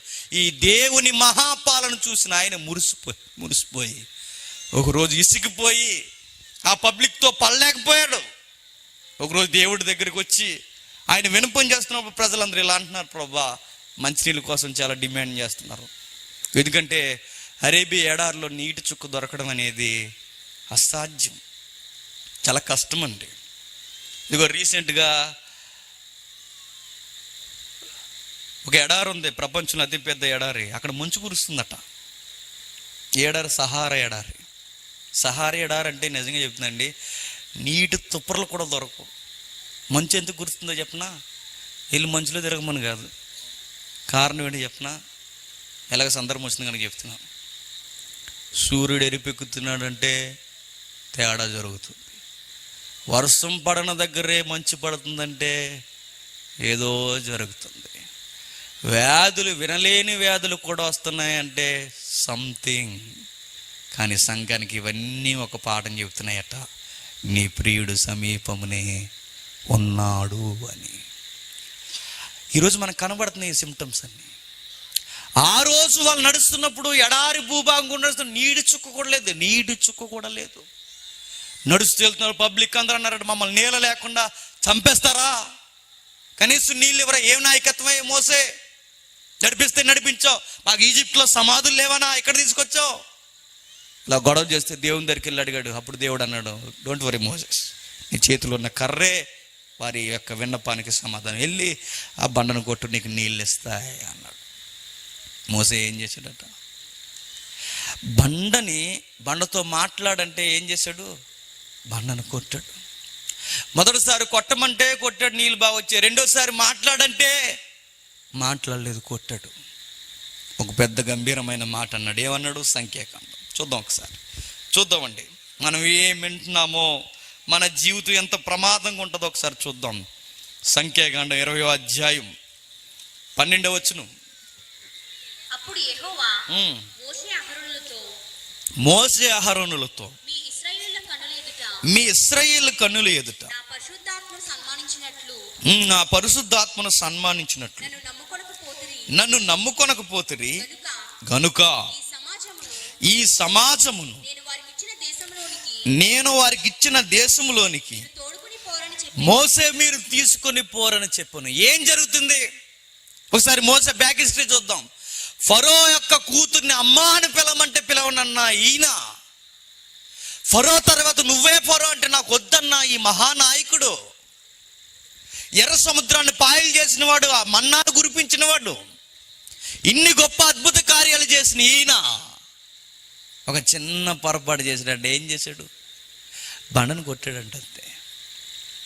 దేవుడు ఏమన్నాడు తెలుసా? మోసే, రేపు నీవు కానానికి వెళ్ళవు అన్నాడు. మోసే మాట ఎత్తలేదండి. కనుక మనం మాట్లాడుకుందాం. ఎందుకు వెళ్ళడని అన్నాడు మోసేని. ఎందుకు వెళ్ళన్నాడు చెప్పునా? మోసే, ఇదే పని ఎవరైనా చేస్తే నేను ఏరేగా చూద్దునయ్యా. నీతో నేను ఎలా మాట్లాడను తెలుసా? ఒక స్నేహితుడితో మాట్లాడినట్టు నీతో మాట్లాడా. ఒక మనిషి మరొక మనిషితో ఎలా మాట్లాడుతాడో అలా ఈ ప్రత్యక్షత ఎవడికి లేదు. నీ అన్న అహరోనుతో కూడా నేను ఎక్కువ మాట్లాడలేదు, నీతోనే మాట్లాడా. ఒక స్నేహితుడితో మాట్లాడినట్టు మాట్లాడా. ఇంతగా నా మనసు ఎరిగిన నీవు, నా పరిశుద్ధతను బాగుగా ఎరిగిన నీవు, ప్రజల ఎదుట నువ్వు ఏం చేసావు తెలుసా? నా పరిశుద్ధతను నువ్వు సన్మానించలేదు. ప్రజల దృష్టిలో, అందరి దృష్టిలో చిన్న పని అవ్వచ్చు, కానీ ప్రభువుకి మోసేకున్న ఆ సహవాసంలో చిన్నది కూడా చాలా పెద్ద తప్పు కిందే లెక్క. చిన్నది అనుకోకండి. మోసే చేసిన ఆ చిన్న పనికే కానానుకి వెళ్ళడా అని మీరు అనుకుంటారేమో, కానీ చిన్నది కాదు. ఎందుకు చెప్పినా, ఏ మనుషుడితో మాట్లాడిన దేవుడు మోసైతే మాట్లాడినప్పుడు మోసే అలా చేయడానికి వీల్లేదు. ఎవరైనా చేస్తే నేను వేరే చూద్దునేమో, కానీ నువ్వు చేసావు, నువ్వు చేయడం నాకు నచ్చలేదు. 40 సంవత్సరాలు అన్నీ వదులుకొని 40 సంవత్సరాలు ఇశ్రాయేలుతో నడిచి ఇంత బాగా అయిన అసూలు బాసుని ఈయన చివరికి ఏమి సాధించాడట? కానానుకి వెళ్ళకుండా ఆగిపోయాడట. ఒక మాట అంటానండి, ఆ కానాను చూస్తే కదండి కలలు కంటూ నడిచారు. ఆ కలలన్నీ ఒక్కసారి ఏమినాయట? ఆవిరైపోయినాయి. అంటే కారణం ఒకే ఒక్కటి, స్పందన తేడా వచ్చింది. ఎక్కడ? మోసే దగ్గర. ఇన్ని సంవత్సరాలు అయిపోయింది నేను బాప్టిజం తీసుకొని, ఇలా నేను బాగా వాక్యాన్ని విన్నాను అనుకున్నా, నువ్వెంత విన్నావో, ఎంత సీనియారిటీ పెరిగిందో దానికి తగ్గట్టుగానే మీ కొలత ఉండాలట. కొలత తేడా వచ్చిందో మీ దగ్గరున్న తీసేస్తాడట, లేదా మిమ్మల్ని తీసేస్తాడట. మోసేని తీసేసాడండి. మోసేని ఉంచాలనుకోలేదు. ఇంక ఈ పర్వతం మీద ఇది దాటి నువ్వు పోవు, చూస్తున్న పర్వతం ఇక్కడితో నీ లైఫ్ ఎండింగ్ అయిపోతా అన్నట్టు. ఈ 3 రోజు సభలు మీరు వినడం సంబరం కాదు. మీరు చిన్నప్పటి నుండి చర్చికి వెళ్ళడం సంబరం కాదు. ఎన్నో వాక్యాలు విని ఆ రిఫరెన్స్లని బట్టి పట్టడం సంబరం కాదు. మేము పలానా అని చెప్పుకోవడానికి మినిస్ట్రీలు సంబరం కాదు. మీ స్పందన ఏంటి దేవుడు ఖచ్చితంగా కొలుస్తాడు. ఎంత విస్తరించి వాక్యం చెప్తే ఇదా నీలో వచ్చిన మార్పు. ఇన్ని రోజులు, ఇన్ని గంటలు నీతో మాట్లాడితే ఇదా మీరు చేసే ఈ పని? దేవుడు అడుగుతాడు ఖచ్చితంగా. ఆ రోజు మోసే నిలబడలేకపోవడానికి కారణం ఏంటి చెప్పిన? ఇన్ని సంవత్సరాలు, ఇన్ని 40-80 సంవత్సరాల సహవాసంలో మోసే నువ్వు ఈ పని చేయడానికి వీల్లేదు. నన్ను అర్థం చేసుకున్న వ్యక్తివు నువ్వు ఈ పని చేయడానికి వీల్లేదు. అంతే కదండి. మనల్ని ప్రేమించిన వారు, బాగా వినండి, మనం ప్రేమించిన వారు ఏదన్నా చిన్న చేశారనుకోండి మనకి ఎంత బాధ కలుగుతుందండి. మనం ప్రేమించిన వారు మనకేదన్నా అని చేశారనుకోండి ఎంత బాధ కలుగుతుంది. చిన్నదే అది. అదే పని బయట చేస్తే మనం పట్టించుకోం. అదే పని ఎవరైనా చేస్తే మనం పట్టించుకోం. ఎందుకో చెప్పనా? అది బయట వాళ్ళకి మనకంత బాండింగ్ లేదు. కానీ మీరు చేయకూడదు ఆ పని. మీరెందుకు చేశారు? మీకు నాకున్న స్నేహబంధం ఇదేనా? మీకు నాకున్న సహవాసం ఇదేనా? మీరెందుకు చేశారని అడుగుతాం మనం. అప్పుడప్పుడు నాకు నచ్చిన మాట మా స్నేహితుల దగ్గర ఏంటో చెప్పనా, ఫోన్ చేసి మాట్లాడుతున్నప్పుడు సడన్గా ఫోన్ వస్తుంది, మా ఫ్రెండ్ చేస్తున్నారు అంటారు. నాకు ఆ మాట అసలు వినదు. మరి నేనెవరిని? నేను గొట్టంగా నేనెవరిని? నేను మాట్లాడుతూ ఉండగా మా ఫ్రెండ్ చేస్తున్నాడని, మా ఫ్రెండే వేరొక ఫ్రెండ్ కూర్చంటే నేను వాడికన్నా బెస్ట్ కదా నీకు? బాధ ఏదండి. మనం ఫోన్ చేస్తున్నప్పుడు అటెన్షన్ ప్లే చేయకపోయినా, మనం ఫోన్ చేస్తున్నప్పుడు స్పందించకపోయినా సిరెత్తిపోద్దాం మనకి. ఎందుకు? నేను ఇచ్చే ఇంపార్టెంట్ మీరు నాకు ఇవ్వలేనప్పుడు మీకు నాకు ఇవ్వాలనిపించదని సహజంగా మనం అనుకుంటాంగా. ఇన్ని సంవత్సరాలు మోసే నువ్వు నాతో మాట్లాడి, ఇన్ని సంవత్సరాలు ఆదాము మీరు నాతో మాట్లాడి, ఇదా ఈ చిన్న విషయంలో మీరు ఎలా స్పందించేది? నాకు నచ్చలేదంటాడు దేవుడు. మన దేవుడితో వచ్చిన గొడవ ఏంటి చెప్పినా, ఆయన చాలా సున్నితమైన విషయాలు కూడా లెక్కల్లోనికి తీసుకుంటాడు. ఆయన ప్రేమమయుడు అనేసుకోకండి, ప్రేమమయుడే. ఆ ప్రేమించే దేవుడు కూడా ఆయన దగ్గర మనం సరిగ్గా స్పందించకపోతే శిక్షించే దేవుడు కూడా ఆయనే. మరొక సందర్భం చూద్దాం. ఎఫెసీయులకు రాసిన పత్రిక 5వ అధ్యాయం. ఎఫెసీయులకు రాసిన పత్రిక 5వ అధ్యాయం మొదటి వచనం. కావున మీరు ప్రియులైన పిల్లల వలె దేవుణ్ణి పోలి నడుచుకోండి. ఎలా ఉండాలట? దేవుణ్ణి పిల్లలు ఎవరిని పోలి నడుచుకోవాలి? దేవుని పోలి నడుచుకోవాలి. మీరు అన్ని జనులు పోలి నడుచుకోకూడదు. మీకు వారికి వ్యత్యాసం ముందు వాళ్ళు ఏవేవో చేస్తారు, మీరు వాళ్ళని పోల్చుకుని నడవడానికి వీల్లేదు. ఒక మాట నేను చెప్తా. సుంకరి పరిసేయుడు ప్రార్థన చేశాడా? చేశారుగా. నన్ను అడిగితే పరిసేయుడు పొమ్మాడు రోజుకి ఎన్నిసార్లు చేస్తున్నాడు ప్రార్థన? 3 సార్లు. మనం చేస్తామండి. మనకన్నా బెస్ట్ ఎవరు చెప్పండి? ఒక మాటలో మాట్లాడుకుంటే అతనే బెటరు. వారానికి ఎన్ని రోజులు ఉపవాసం ఉంటున్నాడంటే ఆయన 3 రోజులు ఉపవాసం ఉంటున్నాడట. మనం వారానికి కాడు 365 రోజులు ఒక రోజు కూడా ఉండం. మనం పొరపాటున ఉపవాసం ఉన్నామో టైం ఎప్పుడు అయిపోద్దని చూసుకుంటాం. మనం ఉపవాస కూడుకుల్లో కూడా మన రాయితీలు మనకుంటాయి. మా సైడ్ ఉపవాసం చేస్తారు, మజ్జిగలో కరివేపాకు వేసి మరీ తాగేస్తారు. ఇంకేం ఉపవాసం? బలంగా జ్యూసులు తాగుతారు. ఈ మధ్య ఓఆర్ఎస్లు కూడా తాగేస్తున్నారు. ఒకటి ఉపవాసం. ఇంకేం ఉపవాసం? ఉపవాసం అంటే రైస్ ఒకటి మానేయడం కాదు. ఉపవాసం అంటే అన్నీ మానేయాలి. చూపులు మానేయాలి, తమ్ముడు చెప్పాడుగా, ఆలోచనలు మానేయాలి, అన్నీ మానేయాలి. మన కాలగొత్తులు అన్నీ తెచ్చి ఆయన దగ్గర పెట్టి భోజనంతో సహా అన్నీ మానేసి కూర్చోవడం ఉపవాసం. ఇలా నిష్ఠగా చేస్తున్నారట ఎవరు? పరిసేయుడు. అంత బాగా ఉపవాసం చేస్తున్న ఆయన, చక్కగా ఉపవాసం చేస్తున్న ఆయన, దేవునికి అతనికి నచ్చిన ఒక మాట అన్నాడు. ఏంటి చెప్పండి? ఏమన్నాడు? ప్రభువా, నేను వారానికి 3 సార్లు ఉపవాసం ఉంటున్నాను. ప్రభువా, ఇదిగో నేను రోజుకి 3 మారు ప్రార్థన చేస్తున్నాను. ప్రభువా, ఇదిగో జీలకర్రలో కూడా నీకు 10వ వంతు నేను ఏమీ తక్కువ చేయలేదు. పుదీనాలో కూడా నేను ఏమి తక్కువ చేయలేదు. సోపులో కూడా నీకేమి తక్కువ నేను చేయలేదు. ఇవ్వడంలో కానీ, చేయడంలో కానీ, ప్రార్థించడంలో కానీ ఏమి తక్కువ చేయలేదు. మరీ చెప్తున్నాను ప్రభువా, అసలు వీళ్ళగా అసలు లేనన్నాడు. ఎవరిలాగా? సుంకర్లాగా. అది కొట్టేసిందండి ఎవరిని? నువ్వు చేసినవన్నీ మంచివే కాదంట్లా, కానీ నువ్వు చేసిన చెడ్డ మాట, చెడ్డ పని ఏంటి చెప్పనా? నువ్వు మనుషులతో పోల్చుకోవడం. నువ్వెవరితో పోల్చుకోవాలి చెప్పనా? దేవుని నీతి ధర్మశాస్త్రంతో పోల్చుకోవాలి, దేవుణ్ణి పోలి నడుచుకోవాలి. కానీ ఇన్ని చేసి నువ్వు ఎవరిని పోల్చుకుంటున్నావు? నీకన్నా తక్కువ ఎందుకు పోల్చుకుంటున్నావు? అందుకే నీకు నాకు పళ్ళా, నీ మాటలు నాకు నచ్చలా. ఆ మాట నువ్వు మాట్లాడకూడదు, ఆ మాట నువ్వు అనకూడదు. అదే మాట వీడంటే వేరేగా ఉన్నావు. సుంకరే, నువ్వు పరిసైడివి, వాక్యం బాగా ఎరిగిన వాడివి, ఉపవాసం చేసిన వాడివి, అన్నీ కట్టుకొని బతుకుతున్న వాడివి. నువ్వెందుకు ఇలాంటి దిగజారిపోయి మనుషులతో పోల్చుకుంటున్నావు? నా నీతితో పోల్చుకో. నువ్వు పో ఇక్కడి నుంచి. నీ ప్రార్థన నచ్చలేదు అన్నది. ఇప్పుడు మీకు అర్థం కావాలి, మనం ఏం వింటున్నామో జాగ్రత్తగా చూసుకోవాలంటే ఏం చూసుకోవాలి చెప్పండి? నేను విన్న దాని ప్రకారం నా హృదయ స్పందన ఎలా ఉందో నేను జాగ్రత్తగా చూసుకోవాలి. ఈ 3 రోజులు ఇంత వాక్యం నేను విన్నానే, ఇన్ని 52 వారాలు మా సంఘంలో నేను వాక్యం విన్నానే, ఇదేనా నా స్పందన? ఇదేనా నేను దేవుని కొరకు మార్పు పొందింది? ఈ 2021లో కూడా 2020లో ఎంతో మంది రాలిపోయి నేను సజీవుల లెక్కల్లో ఉన్నా, ఈ రోజుకి నేను వాక్యం వింటున్నా, ఇదేనా నా మార్పు అని నువ్వు కొలతలు వేసుకోకపోతే, నువ్వు ఇలా సింపుల్గా నువ్వు కొలత వేసుకుంటే నిన్ను దేవుడు కూడా చాలా సింపుల్గా పట్టించుకోడట.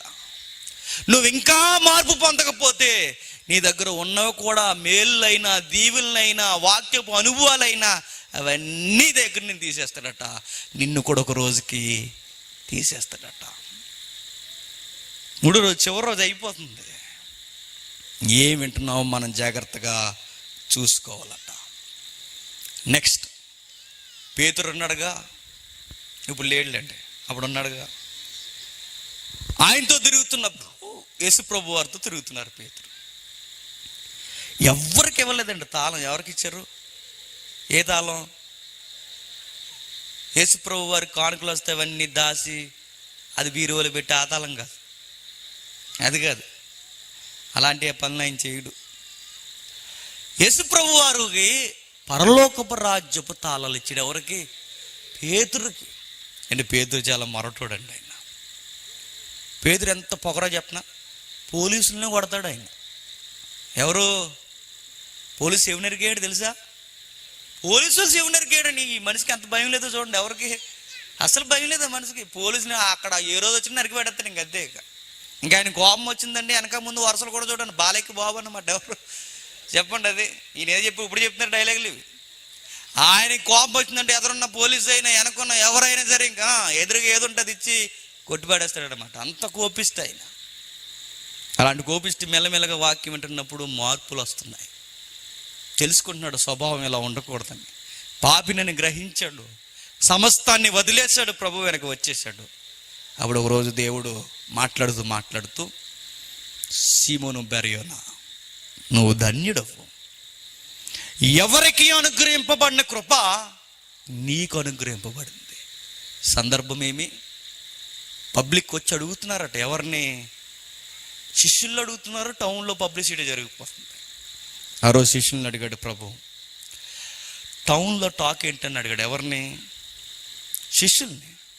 ప్రభు పబ్లిక్ ఏమంటున్నారంటే, కొందరు ఎరిమియా అంటున్నారు, కొందరు ఏమో ఏలి అంటున్నారు, కొందరు ప్రవక్తల్లో ఒకరు అంటున్నారు, బాప్టిస్మ్ ఇచ్చి యోహానే మరలా వచ్చాడు అంటున్నారు. పబ్లిక్ రకరకాలుగా అంటున్నారు. ప్రభు అంటున్నారు. అదంతా కాదు కానీ మీరేమంటారని అడిగాడు. అందరూ సైలెంట్ అయిపోయారండి. మనకుండే గొప్ప గుణం ఏంటి చెప్పనా? ఎవడేమంటున్నాడు చెప్తే కానీ నువ్వేమంటావరా అంటే నోరెప్పం. అదో రకం మరి తెలివితేటలు అనుకుంటాం మనం. అందరూ ఏమనుకుంటున్నారు వదిలే, నువ్వేమనుకుంటున్నావు నా గురించి అనుకుంటున్నారు. ఎవ్వరూ మాట్లాడలేదట. ఈ కోపిస్ట్ మాట్లాడాట. ఎవరు? పేతురు గారు. ప్రభా ఎవరు అనుకోవడం ఏంటి ప్రభా, నువ్వు సాక్షాత్తు దేవుని కుమారుడు అయిన క్రీస్తువి, అభిషక్తుడివి, మేము ఎదురు చూస్తున్న మెస్సయ్యవి నీవే అనగానే ప్రభు సంబరపడిపోయి, సీమోను బెరయోనా నువ్వు ధన్యుడవో, ఇవి నీకు అనుగ్రహింపబడ్డాయి కానీ ఎవరికి అనుగ్రహింపబడలేదు. ఇది సాక్షాత్తు పరలోకం నుంచి దేవుడు అనుగ్రహించే నీకు వచ్చే తప్ప మనుషులు ఎవరు నీకు చెప్పలేదు. నీ జీవితం ధన్య జీవితం అయ్యా అన్నాడు. వెంటనే ఇలా అయిపోయి ఉంటాడు. ఎవరు? అంతేనంటారు ప్రభు. అంతే మరి అన్నాడు. ఎవరు? ప్రభు. అలా సంబరపడిపోయి ఒకసారి చూసారా మనుషులను బాగా పొగడం అనుకుని ఆ పొగడతలు ఇంకా ఏడు మాట్లాడుతుంటారు. ఇంకా అలా మాట్లాడేశాడు. ఎవరు? పేతురు గారు ఏమన్నారంటే ఇంకా అడ్వాన్స్ అయిపోయి ఏమనంటే, ప్రభువా వాళ్ళ మాట్లాడుకన్నాడు. ఎలా మాట్లాడుకు? ఎందుకు ప్రభు ఏం మాట్లాడాడు? ప్రభు ఏం మాట్లాడు ఒకసారి చూద్దారండి ఒకసారి. మత్తయి సువార్త 16వ అధ్యాయం. మత్తయి సువార్త 16వ అధ్యాయం 22వ వచనం నుండి. పేతురు ఆయన చేయి పట్టుకొని, ప్రభువా ఇది నీకు దూరమగునుగాక. ఆయనను గద్దింపసాగెను. అయితే ఆయన పేతురు వైపు తిరిగి, సాతానా నా వెనుకకు పొమ్ము, నీవు నాకు అభ్యంతర కారణమై ఉన్నావు. ఏమన్నాడు? ఏం మాట్లాడాడు? అప్పుడే పొగిడించుకున్నాడండి. సీమోను బెరయోనా నువ్వు ధన్యుడు అన్నాడు. కిందకు వచ్చేసరికి ధన్యుడు అనలేదు. ఏమన్నాడు? సాతానా నా వెనక పో అన్నాడు. ఇదేంటి ఇప్పుడేగా పైన 16వ వచనంలో ఏమన్నాడు? నువ్వు ధన్యుడు అన్నాడు. 16, 17 వచనాలు నువ్వు ధన్యుడివి, నువ్వు దేవుని వల్ల అనుగ్రహింపబడితే కానీ ఈ మాట ఎవ్వరూ చెప్పలేరని పేతురుని అన్న దేవుడు సడన్ గా ఏమంటున్నాడు? షటప్ సాతాను వెనక పో అన్నాడు. ఎందుకు ఈ మాట అనిపించుకున్నాడు? పేతురు అన్నాడట, ప్రభు ఎలా అన్నాడు, ఇదిగో మనుష్య కుమారుడు అన్యుల చేతికి అప్పగింపబడి ప్రజల చేత ద్వేషింపబడి చంపబడి 3వ దినము లేచుట అగత్యము. నేను వచ్చిందే ఎందుకంటే ఇది అర్థం చేసుకుంటా కొంచెం ఎక్కువ చేసి మాట్లాడాడు. ఎవరు? ఏడు ప్రభువా, నేనుండగా నీ మీద చేయడానికి ఎవడు లేడు ఆడు అన్నాడు. అప్పుడు పేతురు అన్నాడు, పేతురుని ప్రభు అన్నాడు, శబాస్, చాలా ఎదిగిపోయి వాళ్ళదట. ఇలాంటి వాడి కోసమే, ఈ స్పందన కోసమే ఎదురు చూస్తున్నాను. శబాస్ పేతురు, నచ్చేసా, నాకు నీ దగ్గర ఉండాలి తాళం అనలేదట. సాతాను వెనక్కి పో. ఎందుకో చెప్పనా, నువ్వు మనుషుల సంగతులే ఆలోచిస్తున్నావు కానీ దేవుని సంగతులు అది జాగ్రత్త పేతురు. నువ్వు ఇన్ని రోజులు విని ఏమి నేర్చుకున్నావు? మనుషుల్లో మాట్లాడుతున్నావు. నువ్వు ఇన్ని రోజులు నాతో పాటు తిరిగి, నాతో పాటు నిద్రపోయి, నాతో పాటు తిని, ఇదే నువ్వు అర్థం చేసుకున్నది. మనుషులతో ఆలోచించినట్టు ఆలోచిస్తున్నావు. దేవుని సంగతులు నీకు ఎక్కువా అని అడిగాడు. నువ్వు ఎలా మాట్లాడకూడదు, నీ స్పందన ఎలా ఉండకూడదు. నువ్వు ఎలా మాట్లాడితే నాకు నచ్చదు. మాట్లాడుతున్నది దైవికమైన స్వరం అనుకోకు, నీతో మాట్లాడుతున్నది దెయ్యమే అన్నాడు. అంతకుముందు దేవుడు సాక్షాత్తు నీతో పలికించాడు అన్నాడు. కిందికి వచ్చేసరికి సాతాను నీతో పలికించడం స్టార్ట్ చేసి చెక్ చేసుకో అన్నాడు. అర్థమవుతుందా? వాక్యం ఎంతగా విన్నామో అంతగా మన జీవితాల్లో జీర్ణించుకోకపోతే మీరేం వింటున్నారో జాగ్రత్తగా చూసుకోండి. ఒకరోజండి ఒక ఆయన గొప్ప తగ్గింపు కోసం మాట్లాడుతున్నాడు. గొప్ప తగ్గింపు కోసం, పేదలను ప్రేమించాలి, తగ్గించుకొని ఉండాలి అని రైమండ్ సూట్ వేసుకుని మాట్లాడుతున్నాడు ఆయన. నీకు అర్థమైందా? రైమండ్ సూట్ వేసుకుని గొప్ప తగ్గింపు. ఇదేంటి, ఇంకేంటి, నువ్వు ఏం చెప్తున్నావు, ఏం విన్నావు, ఏం కొలుసుకున్నావు? గొప్ప తగ్గింపు కొరకు మాట్లాడి ఏటి నువ్వు చెప్పేది? మరొక ఆయన మాట్లాడుతూ చెడమడిది చేస్తున్నాడు అందరినీ, సహోదరులు మొత్తం ఎలా ఉండకూడదు, సాతాను బిడ్డలు, అది ఇదని. ఆ ప్రసంగంలో మళ్ళీ ఎవరికోసం తెలుసా, మనం సహోదరుల్ని ప్రేమింపబద్దులమై సాతాను అంకట్టి నచ్చనాలు తిట్టేస్తున్నాడు ఆయన. ఇదేంటి, మీకు అర్థమవుతుందా? మీరేం వింటున్నారు, ఏం చదువుతున్నారు, ఏం గ్రహిస్తున్నారు, ఇది మీరు సరిగ్గా మీరు అప్లై చేసుకుని కొలత చేసుకోకపోతే మీ దగ్గర ఉన్నది కూడా నేను తెలిసిపోతుందండి నిజంగా. అరే, దేవుడు ఒకప్పుడు నాతో ఎలా ఉండేవాడో, ఇప్పుడు నాతో ఎలా ఉంటున్నాడో, ఈరోజు నా పరిస్థితి ఏమవుతుందో మనకు తెలిసిపోతుంటుంది. బైబిల్ చదువుతున్నప్పుడు, వాక్యం మాట్లాడుతున్నప్పుడు, ఆయన దగ్గర మోకాలు లేసినప్పుడు మనకు అర్థమవుతుంటుంది దేవుడు మనతో ఉన్నాడో వెళ్ళిపోయాడు. ఎందుకు చెప్పనా, నువ్వు విన్నావు తప్ప, చదివావు తప్ప, నువ్వు సరిగ్గా జాగ్రత్త పడి గ్రహించుకోలేదు, కొలతేసుకోలేదు. అందుకే నీకు నాకు చెల్లి అంటాడట దేవుడు. ఇంత వాక్యం వింటున్నారే, మీరు స్పందించకపోతే దేవుడు మీతో కూడా అంటాడట, మీకు నాకు ఇక పడదట్టాడట. ఇక చివరిగా ముగించే ముందు, యేసుక్రీస్తు వారు ఒక చిన్న ఫ్యామిలీ దగ్గరికి టైం దొరికినప్పుడల్లా ఆ మార్గం గుండా వెళ్ళినప్పుడు వాళ్ళ ఇంటికి వెళ్ళేవాడు ఎక్కువ. ఎవరింటికి? సిస్టర్స్ అంటారు. ఎవరు వాళ్ళు? మార్తా, మరి. అందులో ఒక ఆవిడ ఇంకా ప్రభు వచ్చాడో వెంటనే కిచెన్ రూమ్లోకి వెళ్ళిపోద్దట. ఎందుకు? వచ్చిన ప్రభుని వంటల చేత ఎలా సంతోష పెట్టాలి అని. మరొక ఆవిడ ఉంటుందట, ప్రభు వచ్చాడో వెంటనే ఆయన పాదాల దగ్గరికి వెళ్ళిపోయి ఆయన నోటు వెంపడ ఎలాంటి విలువైన మాటలు వస్తాయని ఆ వాక్యం కొరకు శ్రద్ధగా చెవులు పెద్దవి చేసి, కళ్ళు పెద్దవి చేసుకుని వింటదట. ఒక ఆమెమో వాక్యాన్ని బాగా వింటది, ఆ వాక్యాన్ని సంతోషంగా స్వీకరిస్తుంది. మరొక ఆమెమో వంట వార్పులు చేసి, కొత్త కొత్త వెరైటీలు చేసి ప్రభువుని తిండి విషయంలో, వంటకాల విషయంలో సంతోష పెట్టాలనుకుంది. తప్పేం కాదు, పరిచర్య చేయాలనుకుంది. అయితే ఒకరోజు వీళ్ళిద్దరికి ఒక బ్రదర్ ఉన్నాడు. ఎవరు? లాజరు గారు. చనిపోయాడు. మగ దిక్కు లేని సంవత్సరం అయిపోయింది ఆ కుటుంబం. చనిపోయిన తర్వాత ప్రభు కౌరు పెట్టాడు, రమ్మన్నాడు, ఆయన రాలేదు. మరలా పెట్టారు, రాలేదు. 4 రోజుల తర్వాత వచ్చాడు. ఎవరు? యేసు ప్రభు. 4 రోజుల తర్వాత వచ్చిన తర్వాత మార్గం మధ్యలో అడావుడిగా మాట్లాడేసింది వంట ఆవిడ. ఎవరు? మార్త గారు. ప్రభు, నువ్వు గనక ఇక్కడ ఉండుంటే మా తమ్ముడికి ఈరోజు ఇలాగా జరిగేది కాదు. ఓ మార్త, ఏం మాట్లాడుతున్నావు? పునరుద్ధానం జీవము నేనే. వదిలేశాడు. ఇదే మాట మరి అందండి. ఎవరు? మరియ. అప్పుడు మరియతో ప్రభు మాట అనే ముందు ఏం చేశాడు చెప్పనా? ఏడ్చాడు. కారణం ఏంటి చెప్పనా? ఆ మనిషి ఇప్పుడు వంట పనులు చేసుకుంటుంది, ఆ మనిషి ఇప్పుడు వాక్యం వినదు.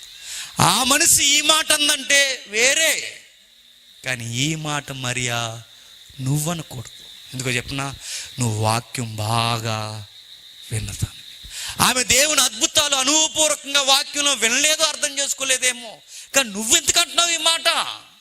ఆ మాట ఆమె అనడమే కాదు, చుట్టూ ఉన్న వాళ్ళు కూడా అంటున్నారు. ఆయన ఆత్మలో దుఃఖపడి కన్నీరు విడిచడం రాయబడింది బైబిల్లో.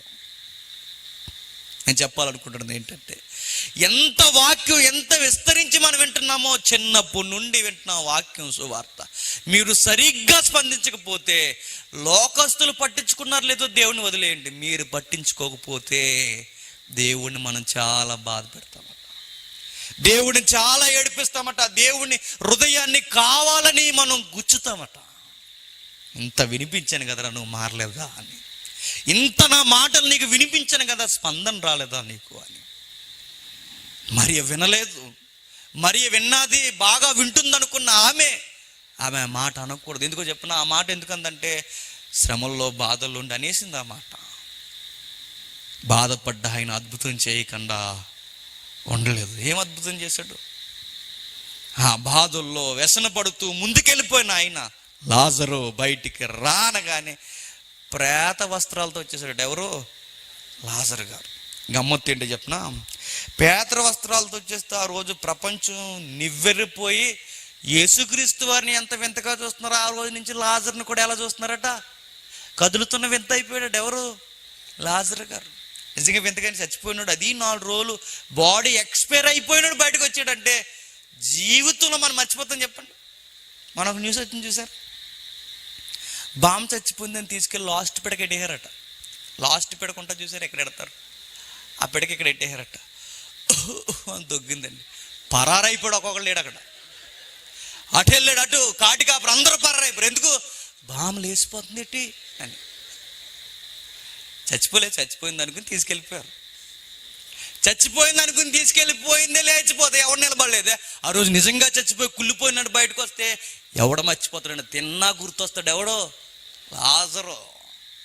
భోజనం బల చుట్టూ కూర్చున్న వారు కూడా ఒక లుక్ వేస్తారు ఎవరి మీద చెప్పండి. లాజరు వేరే భోజనం చేస్తున్నారో, మనం చచ్చిపోయాడు ఈ మనిషి, మనం చచ్చిపోయేటప్పుడు వచ్చి మనతో భోజనం. ఇదంతా వింత, ఎంత అద్భుతం. నేను చెబుతున్నాను, మరి ఆ మాట అనకపోతే ఇంకా బాగా ఆస్వాదిద్దునేమో. ప్రభు సంతోషంగా అద్భుతాన్ని స్వీకరించనేమో. కానీ ప్రభువును బాధ పెట్టి అద్భుతం చేశారు. నేను అంటున్నా, మన జీవితంలో అద్భుతాలు చేసే దేవుడు, మన జీవితాలను దీవించే దేవుడు, మన జీవితాలకి మేలు చేసే దేవుడిని నువ్వు ఎలా అర్థం చేసుకుంటున్నావు, ఎలా స్పందిస్తున్నావు? పర్లేదులే అనుకుంటున్నావా? బయట వాళ్ళకి మనకి తేడా ఏంటో చెప్పినా, వాళ్ళు పోతారు సినిమాలకి, మీరు పోకూడదు. ఎందుకు? వాళ్ళకి మీకు తేడా ఉంది. మీరు దేవుని పిల్లలు. ఈరోజు ఇంత సభలోకి వచ్చి మీరు ఇంత బాగా విని మీరు రేపు పొద్దున వెళ్ళి బస్సుకి పోండి, ఎంత వాక్యం విని మీరు వెళ్ళి సినిమాకి పోండి.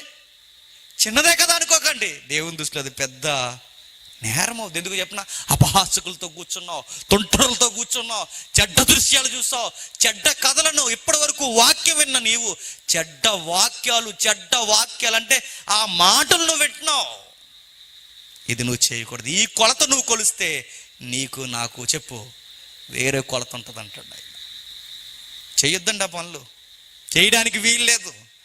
మార్త మరీకున్న తేడా ఏంటంటే, మరి ఎప్పుడూ పాదాల దగ్గర కూర్చునేది, మార్త ఎప్పుడు వంటలు చేసేది. మార్త అందంటే అర్థం ఉంది, మరియా నువ్వు అనకూడదు, నువ్వు అనడానికి వీల్లేదు. అంతే కదండి.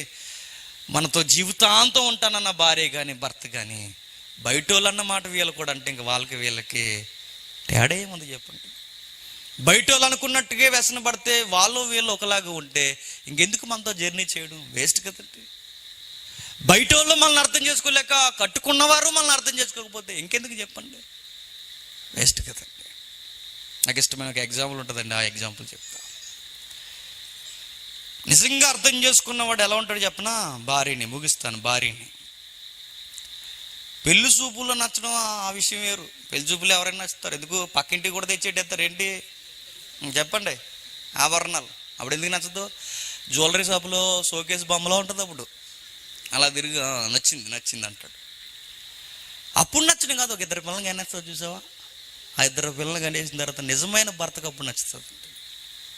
ఎప్పుడు చెప్పనా? అప్పుడు ఈ చెక్కలు అప్పుడు చూసినట్టుండో, డొక్కు దోవళ్ళు అయిపోయి, గూళ్ళు ఎలా ఉంగిపోయి, పాపం మన కోసం ఉదయం నుంచి సాయంత్రం కష్టపడి మన బట్టలు ఉతికి వంట చేసి పిల్లల్ని కానీ అందరినీ సాకి పక్కన సంసారం మామగారిని అత్తగారిని అందరినీ చక్కబెట్టి మళ్ళీ మనం ఉద్యోగంకో పనికి పోయి ఇంటికి వచ్చేసరికి మళ్ళీ మనం ఏదో తినడానికి ఏ స్నాక్స్ అన్నీ రెడీ చేసి సరిగ్గా స్నానం చేయకుండా కిచెన్లోకి అక్కడికి పరిగెట్టి తిందో లేదో మనకు తెలియకుండా భోజనం చేయాల్సిన టైంలో టిఫిన్ చేయాల్సిన టైంలో భోజనం చేసి మొత్తం గజిబిజి అయిపోయి గందరగోళం అయిపోయి సాయంత్రం వచ్చేసరికి ఇంటికి వచ్చి సార్ మీరు ఏం తింటారు చెప్పండి, పొగోడి తింటారా బజ్జీలు తింటారా అని సీరియస్గా నేను అడిగేస్తున్నప్పుడు అప్పుడు నీకు అనిపిస్తుంది ఏమని చెప్పనా, నచ్చావు అంటావు. ఎదిగో ఒకప్పుడు నువ్వు టిప్ టాప్గా నడిచావు, ఈరోజు అవన్నీ పక్కన పెట్టి నా కొరకు జీవితాన్ని త్యాగం చేస్తారు. ఎప్పుడు నచ్చావు అంటావు. నిజంగా భర్త అలా నచ్చుతాడు. కుళ్ళుమోహోడికి ఎలా నచ్చుతాడు చెప్పనా, ఎలా నచ్చుతాడు చెప్పండి. వీడికి టిప్ టాప్లు నచ్చితే వీడికి, అందుకే జీవితం కుదురుండదు నీకు. మీ ఆవును అలా చెప్పులు వేసుకుని దిగమని చెప్పాను అన్నావు అనుకో, ఇంక నీ సంసారం గొల్లేక అలా అలా చీపురు అలా తుడకంటే ఇంకా చూడు బాత్రూమ్ కూడా శుభ్రంగా ఉండదు. గ్లాసు తాగినప్పుడు గ్లాసులో మన నీళ్ళు అయితే టీ కంపోతుందంటే నీ భార్య ఉన్నది అక్కడ కదా టిప్ టాప్. ఎక్కడా సంసారంలో నీ భార్య నిజంగా నిన్ను ప్రేమిస్తుంది అనడానికి గుర్తు ఒకే ఒక్కటే, నిజంగా నిన్ను అర్థం చేసుకున్నది అయితే నీకు ఒక పిల్లలను కన్నది, నీ కొరకు కష్టపడ్డది, నీ కొరకు వంట చేస్తుంది. నేను ఒక్క మాట అన్న ముందు ఇవిడు బాధపడిపోతుంది. భార్యలండి ఒక ఆయన అన్నాడండి, ఒక హైందవ ప్రవక్త, భార్య ఎలా ఉంటుందంటే ఆమెకు జ్వరం వచ్చి ఆమె వెళ్ళి హాస్పిటల్లో జాయిన్ చేసిన తర్వాత సడన్గా మనం పని నుంచి వచ్చి జ్వరం వచ్చిందా అని మనం వెళ్ళి అడిగితే ఆ టైంలో ఆవిడ అడిగే మాట అని చెప్పినా, భోజనం చేశారని అడుగుతుందట. ఎవరిని పూజ చేసిన ఎవరిది బాగాలేదు, ఆవిడది బాగాలేదు, ఇప్పుడు భోజనం ఎవరు చేశారని అడుగుతుంది. అది భార్య. అందుకే మీకు పెళ్ళైంది లేదని అడగండి నన్ను, అవన్నీ విన్నవే. ఇవన్నీ మనకి ఏమి నేర్పిస్తున్నాయంటే కారణం ఒకే ఒక్కటే మనల్ని అర్థం చేసుకున్న వారు మన కొరకు చెప్పండి చిన్న విషయాన్ని కూడా సీరియస్గా తీసుకుంటారు. చిన్న విషయాన్ని కూడా సీరియస్గా తీసుకుంటారు. దేవుని వాక్యాన్ని దేవుణ్ణి అర్థం చేసుకున్నవాడు అయితే చిన్న విషయాన్ని కూడా నువ్వు సీరియస్గా తీసుకుంటావు. ఏది చేయలేవు నువ్వు. తమ్ముడు అన్నాడు, చూపులు బాగుంటాయి, మాటలు బాగుంటాయి, నడకలు బాగుంటాయి, పడకలు బాగుంటాయి, అన్నీ బాగుంటాయి, చిన్న విషయంలో కూడా నా దేవుడిని నేను బాధ పెట్టలేను. ఎందుకో చెప్పనా, నేను ఎంతగా ఆయన గురించి తెలుసుకున్నప్పుడు నేను ఎంత కూడా ఆయన గురించి తప్పు చేయడానికి ఇష్టపడలేను. నా వల్ల అవదు, నేను చేయలేను అంటాడు. నేను చేయలేను ఎందుకంటే ఎలా అయితే నేను విన్నాను అలాగే బతుకుతాను తప్ప విన్నదొకటి బతుకొకటి నాలో ఉండడానికి వీల్లేదు. మీరేం వింటున్నారో జాగ్రత్తగా చూసుకోండి అన్నాడు ప్రభు. చివరగా ముగించుకుంటాం. టైం అయింది కనుక సందర్భం చెప్పి ముగిస్తాను. ఇక ఇస్కరియోతు యోధ అన్నాడండి, ఇతనికి ఒక గురువు అన్నాడు. ఎవరు ఇస్కరియోతు యోధ గురువు ఎవరు చెప్పండి? గెహజీ. ఎవరు? గెహజీ చాలా బాధ పెట్టాడండి. వాడు చాలా బాధ పెట్టాడు. ఆయన ప్రౌడ్గా ఒక మాట చెప్పను ఆయనకి, ఆయన తరపున లేదా ఆయన ముంగిట ఒకవేళ ఎక్కడున్నా మనం చెప్పాల్సిన మాట ఆయనకి ఏంటో చెప్పనా, ఏలియా పోతే ఎలీసా ఉన్నాడు, ఎలీసా పోతే నెక్స్ట్ ఎవరు? గెహజీ. అది అర్థమవుతుంది ఈ మనిషికి. ఎవరికి? గెహజీకి. సిరియా రాజు వచ్చాడు, కుష్టి వ్యాధితో వచ్చాడు. వచ్చిన తర్వాత సిరియా వ్యాధి, కుష్టి వ్యాధిని పోగొట్టుకోవడానికి వచ్చిన ఆయన సిరియా రాజు పోగొట్టుకుని వెళ్ళిపోయి ఈ దైవజనుడు నాకు అద్భుత కార్యం చేశాడని గిఫ్ట్ తీసుకొచ్చాడు. 70 కేజీలు ఎండి, లెక్కలేస్తే కొన్ని కేజీలు ఎండి, కొన్ని గ్రాములు ఎండి, ఇలాంటి విలువైన వస్తువులు తీసుకొచ్చి విలువైన రాజు వస్త్రాలు తెచ్చి ఎలీసా తీసుకో అంటే ఎలీసా అన్నాడట, నో, నువ్వు ఇచ్చేవి నాకు వద్దు. ఎందుకు? నాకు ఇచ్చేవాడు పైన ఉన్నాడు, నువ్వు నన్ను సన్మానించేది. నీకు అద్భుతాన్ని చేసిన దేవుణ్ణి ఎప్పుడు జ్ఞాపకం పెట్టుకొని స్తుతిస్తూ ఉన్నాను సార్, వెళ్ళిపోండి అన్నాడు. ఎంత బతిమలాడినా ఎంత రిక్వెస్ట్ చేసినా తీసుకోలేదు. ఎవరు? ఎలీసా. తర్వాత వెళ్ళిపోయాడట వెనకాల. ఎవరు? చూడండి ఒకసారి ఆ పెద్ద మనిషి ఏం చేస్తాను ఊహించుకుంటాం. చూద్దాం ఒకసారి 2వ రాజుల గ్రంథం 5వ అధ్యాయం, 2వ రాజుల గ్రంథం 5వ అధ్యాయం 20వ వచనం నుండి.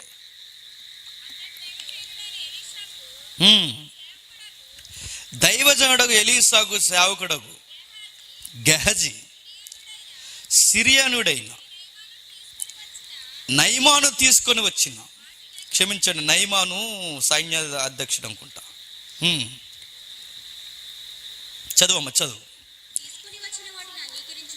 తీసుకొని వచ్చుటకు అంగీకరించుటకు నా యజమానికి మనసు లేకపోయిన కానీ యెహోవా జీవముతోడు నేను పరిగెత్తుకొని పోయి అతను కలుసుకొని అతని యొద్ద ఏదైనా తీసుకుందని అనుకుని నయమాను కలుసుకున్నట్టుకే పోవచ్చుండగా నయమాను తన వెనక నుండి పరుగున వచ్చుచున్న వాడిని చూసి తన రథం మీద నుండి దిగి వాడిని ఎదుర్కొని క్షేమమా అని అడిగెను.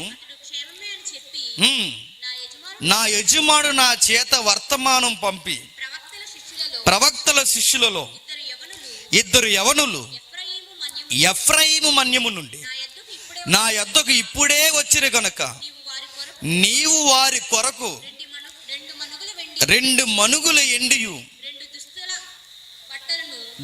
2 దుస్తుల బట్టలు దయచేయమని సెలవిచ్చాను. అందుకు నయమాను నీకు అనుకూలమైతే రెట్టింపు ఎండి తీసుకోమని బతిమాలుకొని 2 సంచుల్లో 4 మనుగుల ఎండి కట్టి 2 దుస్తులు బట్టలనిచ్చి తన పనివారు 2 మీద వాటిని వేయగా వారు గెహజీ ముందర వాటిని మోసుకొని పోయారట. ఇండైరెక్ట్గా ఆన్సర్ ఇచ్చారండి. మా గురువు గారు ఇలా ఎదురుగా తీసుకోవడం ఇష్టం లేదు, కానీ అవన్నీ మేము చక్క పెడతామన్నారట. ఎవరు? గెహజీ. సేమ్ ఇసుకరేది ఏదో జ్ఞాపకం అవుతున్నాడు చూడ. మేము చక్క పెడతాం ఇవన్నీ. ఇదిగో మేము కొన్ని లెక్కలు మేము వేస్తున్నాం. మేము పేదవారి మీద మమకారం కలిగిన వారు. ఇప్పుడు 2 మా దగ్గరికి మనుషులు వచ్చారు, వాళ్ళని కొంచెం మేము చూడాలనుకుంటున్నాం ఆర్థికంగా. మీరిస్తున్న గిఫ్ట్ మా యజమాని ఎదురుగా తీసుకోకపోయినా మా ద్వారా అయినా తీసుకుంటాడు అన్నట్టుగా అర్థమయ్యేలా చెప్పాడు. ఎవరు? గెహజీ. తెచ్చాడు. మార్గ మధ్యలో వస్తున్నప్పుడు ఆ అమాయకులను కూడా 2 వాడుకున్నాడు. తెచ్చిన రాబడి ఇంట్లో పెట్టేసి ఏమీ తెలియకుండా గురువు గారి దగ్గరికి వచ్చి మళ్ళీ వినయంగా నిలబడ్డాడట. చెప్పండి సార్ అని. అప్పుడు ఎలీషా అన్నాడు, గెహజీ అన్నాడు. గెహజీ అన్నాడట. ఎవరు? గెహజీ. ఎక్కడికి పోయావు అన్నాడు. ఎక్కడికి వెళ్ళలేదు జీ అన్నాడు. గెహజీ ఒక మాట అడుగుతున్నా, ఆ డబ్బు తెచ్చుకోవడానికి పోయావే, నా మనస్సు నీతో రాలేదా గెహజీ అన్నాడు. ఇన్ని రోజులు నీతో నాతో నీవుండి ఇదేనా నువ్వు నన్ను అర్థం చేసుకున్నది గెహజీ అన్నాడు.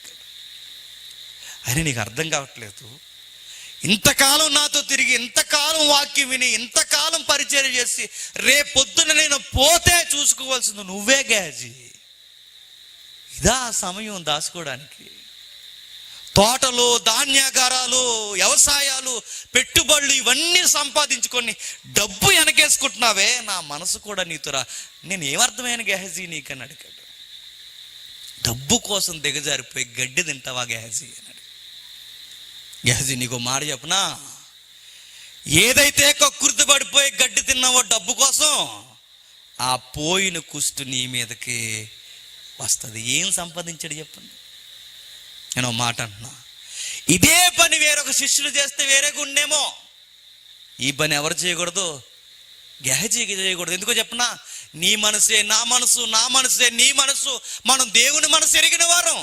ఇది సమయము కాదు. ఒక మాట అన్నాడు చూడండి, నా మనసు నీతో కూడా రాలేదే, ద్రవ్యము, వస్త్రము, ఒలివ చెట్ల తోటలను, ద్రాక్ష తోటలు, గొర్రెలు, ఎడ్లు, దాసదాసీలు సంపాదించుకోటకు ఇది సమయమా గెహజీ? ఏమర్థమైంది నీకు? రేపొద్దున్న ఏలియా తర్వాత నేనే అన్నట్టు నన్ను చూశారు పబ్లిక్. నేను వెళ్ళిపోతే నిన్ను చూస్తారయ్యా. గొప్ప అభిషేకం వదిలేసి దాచుకోవడానికి ఎంపర్లాడావే, ఏమి సాధిస్తావు? వదిలించుకున్న కుష్టి నీ మీదకి వస్తుంది అన్నాడు. వచ్చింది. ఇప్పుడు ఆ కుష్టి పోగొట్టుకోవడానికి ఆ 70 గ్రాముల ఎండిని పెడితే పోతుందా? గొప్ప సంగతి ఏంటో చెప్పనా, ఎండి కన్నా గొప్పది దేవుని అద్భుత కార్యం అన్నవాడు. అద్భుతాన్ని అనుభవించిన ఆ సిరియా వాడికే తెలిసింది, కానీ అద్భుతాన్ని రోజు అనుభవిస్తాను నీకెక్కలేదు. నీకు ఎక్కాలంటే నీ ఒంటికి పట్టాల్సింది ఏంటి? కుష్టి. వాడికి అర్థమైంది దేవుని కృప నా డబ్బు కన్నా గొప్పది, నాకున్న స్థితిగతుల కన్నా గొప్పది, నా అధికారం కన్నా గొప్పది, అన్నిటికన్నా గొప్పది. ఇదిగో ఆ దేవుని సేవకుడికి నేను ఏమిచ్చినా తక్కువ అనుకుని వాడికి అర్థమైంది నా వాల్యూ. నీకెందుకు అర్థం అవ్వలేదు? నేను రాసిచ్చామంటే అవన్నీ ఇచ్చేయడానికి రెడీ, కానీ నీకెందుకు అర్థం అవ్వలేదు? వాడు పెట్టే ఎంగిలి డబ్బులకి కకృతి పడ్డావే. ఇలా అయిపోయాడు గేహజీ. నా మనసు నీకు ఏం అర్థమైంది? పో ఇక్కడి నుంచి అన్న. కుష్టి తెచ్చుకుని పోయాడంటే. నేను అడుగుతున్నా, ప్రభు దగ్గరకు వచ్చి ఇంకా డబ్బు కోసం ఏడ్చున్నా, ప్రభు దగ్గరకు వచ్చి ఇంకా లోకస్తులా నడుచుకున్నా, ప్రభు దగ్గరకు వచ్చి ఇంకా మీరు స్పందించకపోయినా, ఈ 3 రోజులు వాక్యం విని, సండే స్కూల్ దగ్గర నుంచి మీరు వాక్యం విని ఇంకా మీరు వాక్యానికి తగినట్టుగా స్పందించకపోయినా, మీరేం విన్నారో జాగ్రత్త అన్నాడు. మీరేం వింటున్నారో జాగ్రత్త, ఏం విన్నారో జాగ్రత్త. విన్న దాని ప్రకారం స్పందించకపోతే మీ దగ్గర ఉన్నవన్నీ కూడా నేను తీసేసుకుంటా, అవేదైనా అవన్నీ నేను తీసేసుకుంటా అన్నాడు. ఇక చివరిగా నేను ముగించే ముందు, తండ్రి అయిన దేవుడు ఈ లోకాన్ని ప్రేమించడానికి ఎంతమంది ప్రసంగికులు చెప్పినా ఆ మాట చిన్నప్పటి నుండి మనం విన్నామంటే, మన కొరకు ఎవరిని ఇచ్చేశారు? ప్రభువునిచ్చేశాడు. ప్రభువునిచ్చేసాడు. ఆ త్యాగం నా కొరకే జరిగిందని ఎప్పటి నుండి వింటలేదు చెప్పండి? 2000 సంవత్సరాల క్రితం ఈ మానవ ప్రపంచం వింటుంది. ఇన్ని వేల సంవత్సరాలు వినిపించి, ఇన్ని 10 సంవత్సరాలు మనకి వినిపించినా ఆ ప్రభు త్యాగం నీకు ఎక్కకపోతే ఏంటి నీ స్పందన? నీ ధైర్యం ఏంటి? నువ్వు సరిగ్గా కొలుసుకోకపోతే, ఆ సిలువుకు తగ్గట్టుగా నడుచుకోకపోతే, ఆయన త్యాగానికి తగ్గట్టుగా నీ నిర్ణయాలు మార్చుకోకపోతే, ఇంత వాక్యం, ఇంత భయభక్తులు కలిగిన, ఇంత వాక్యం నీకు వినబడిన నీకు భయభక్తులు, సిలువ నీకు కనబడకపోతే ఎవరిక నిన్ను నన్ను రక్షించేది? అప్పుడు అన్నాడు, నీ దగ్గర ఉన్నది కూడా తీసేసి, నీ దగ్గర ఉన్న జీవితాన్ని, ఆయుష్ని కూడా తుంచేసి, నీ జీవితంలో ఏమీ లేకుండా చేసేయడం కూడా దేవుడు రెడీ అవుతాడు. జ్ఞానం తీసేయడమే కాదు, ఆయుష్ కూడా తీసేస్తాడు. ఆయుష్ తీసేయడమే కాదు, జరగబోయే మేలులు కూడా ఆపేస్తాడు. మేలులు తీసేయడమే కాదు, ఆల్రెడీ నీవు పొందిన మేలు కూడా వెనక్కి దేవుడు తీసేసుకుంటాడు. మీరేం వింటున్నారో జాగ్రత్త. ఇంత వాక్యం ఉపమానం కోసం విని మీరు అడగకూడదు ఇది అన్నాడు. ఎవరిని? శిష్యులు. మీరు అడగకండి, ఇది మీరు అడగకూడదు. ఇది ఆయన అడిగితే అడిగారు. మీరేం వింటున్నారో జాగ్రత్త అన్నాడు. మీరేం వింటున్నారో జాగ్రత్త శిష్యు జనాంగమా. ఆ బయటి వారికి అర్థం కాక అడగలేదు, మీకు అర్థం కాకపోయినా అడిగారు. కానీ మీరు ఎప్పుడు ఈసారి వింటున్నప్పుడు జాగ్రత్త, మీరేం వింటున్నారో జాగ్రత్తగా చూసుకోండి. మీరేం కొలిసారో మీకు అదే కొలవబడుతుంది, మీరేం చేశారో మీకు అదే చేయబడుతుంది. అంటే నువ్వు దేవుణ్ణి బాగా ప్రేమిస్తే దేవుడు నిన్ను కూడా ప్రేమిస్తాడు. ఇంకా విచిత్రం ఏంటి చెప్పినా, మనం ప్రేమించకపోయినా ప్రేమించాడు. ఇంకా నువ్వు ప్రేమించకపోతే ఆ ప్రేమించిన దేవుడే నిన్ను నన్ను ద్వేషించడం స్టార్ట్ చేశాడో, ఇక అదే మనకు చివరి రోజు. బైబిల్లో ఒక మాట ఉందండి, ఆ మాట చాలా బాధేస్తుంది. ఆ మాట నేను చాలా చదువుకుంటాను. ఆ మాట చదివి ఈ పాట చూద్దరు కానీ ఇక చివరి ప్రార్థన చేస్తారు. కొరింథీయులకు రాసిన 2వ పత్రిక, కొరింథీయులకు రాసిన 2వ పత్రిక 5వ అధ్యాయం 21వ వచనం. ఎందుకనగా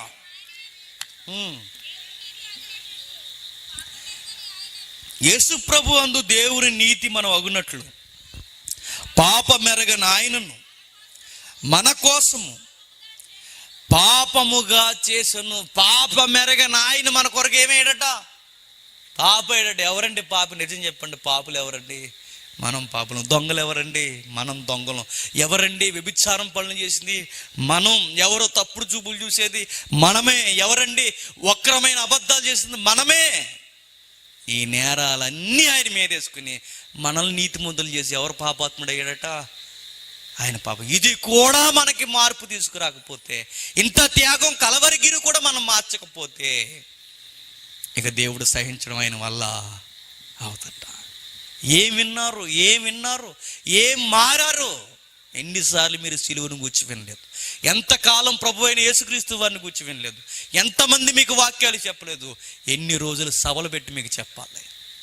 మారలేదో ప్రమాదం మీకు పొంచి ఉంది. ఒకవేళ మారారో ఈరోజు రేపో మీరు వెళ్ళి మారు మనసుకు తగిన ఫలమును మీరు ఫలించండి.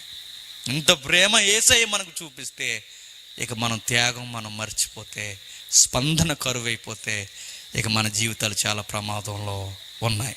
మీరేం విన్నారో జాగ్రత్తగా చూసుకున్నారో విన్నారో రేపు నుంచి మీ బతుకుల్లో చూసుకోవాల్సింది మీరే, నేను కూడా.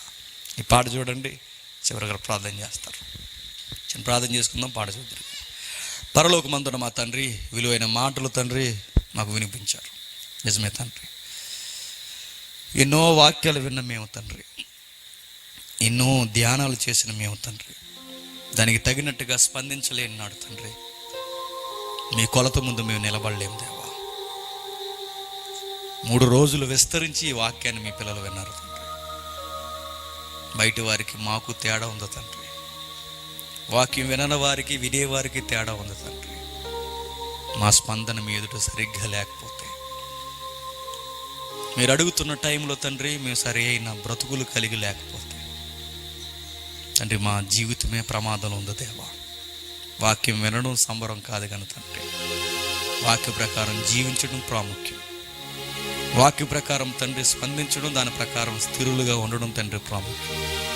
ఇంత వాక్యం విన్న మీరు తండ్రి మమ్మల్ని గుర్తుపెట్టుకొనక, మా మాటలు గుర్తుపెట్టుకొనక తండ్రి, కేవలం మిమ్మును మీ వాక్యాన్ని గుర్తుపెట్టుకునే భాగ్యమును తండ్రి వారికి దయచేయండి. వారి జీవితాల్లో మార్పు తీసుకురండి. ఎవరైతే మారు మనసుకు సిద్ధపడ్డారో వారిని దీవించండి, బలపరచండి. ఈరోజు బాప్తీసాలకు సిద్ధమైన తండ్రి ఆ సహోదరుని మీరు జ్ఞాపకం చేసుకోండి, మరింత వారిని బలపరుస్తారని కోరుతూ స్థానిక దైవజనుల్ని, వేదిక మీద ఉన్న పెద్దల్ని అందరినీ మీ చేతులకు అప్పగిస్తూ సమస్త మహిమ ఘనత మీకే ఆరోపిస్తూ క్రీస్తు నామమున ప్రార్థన సమర్పిస్తున్నాను.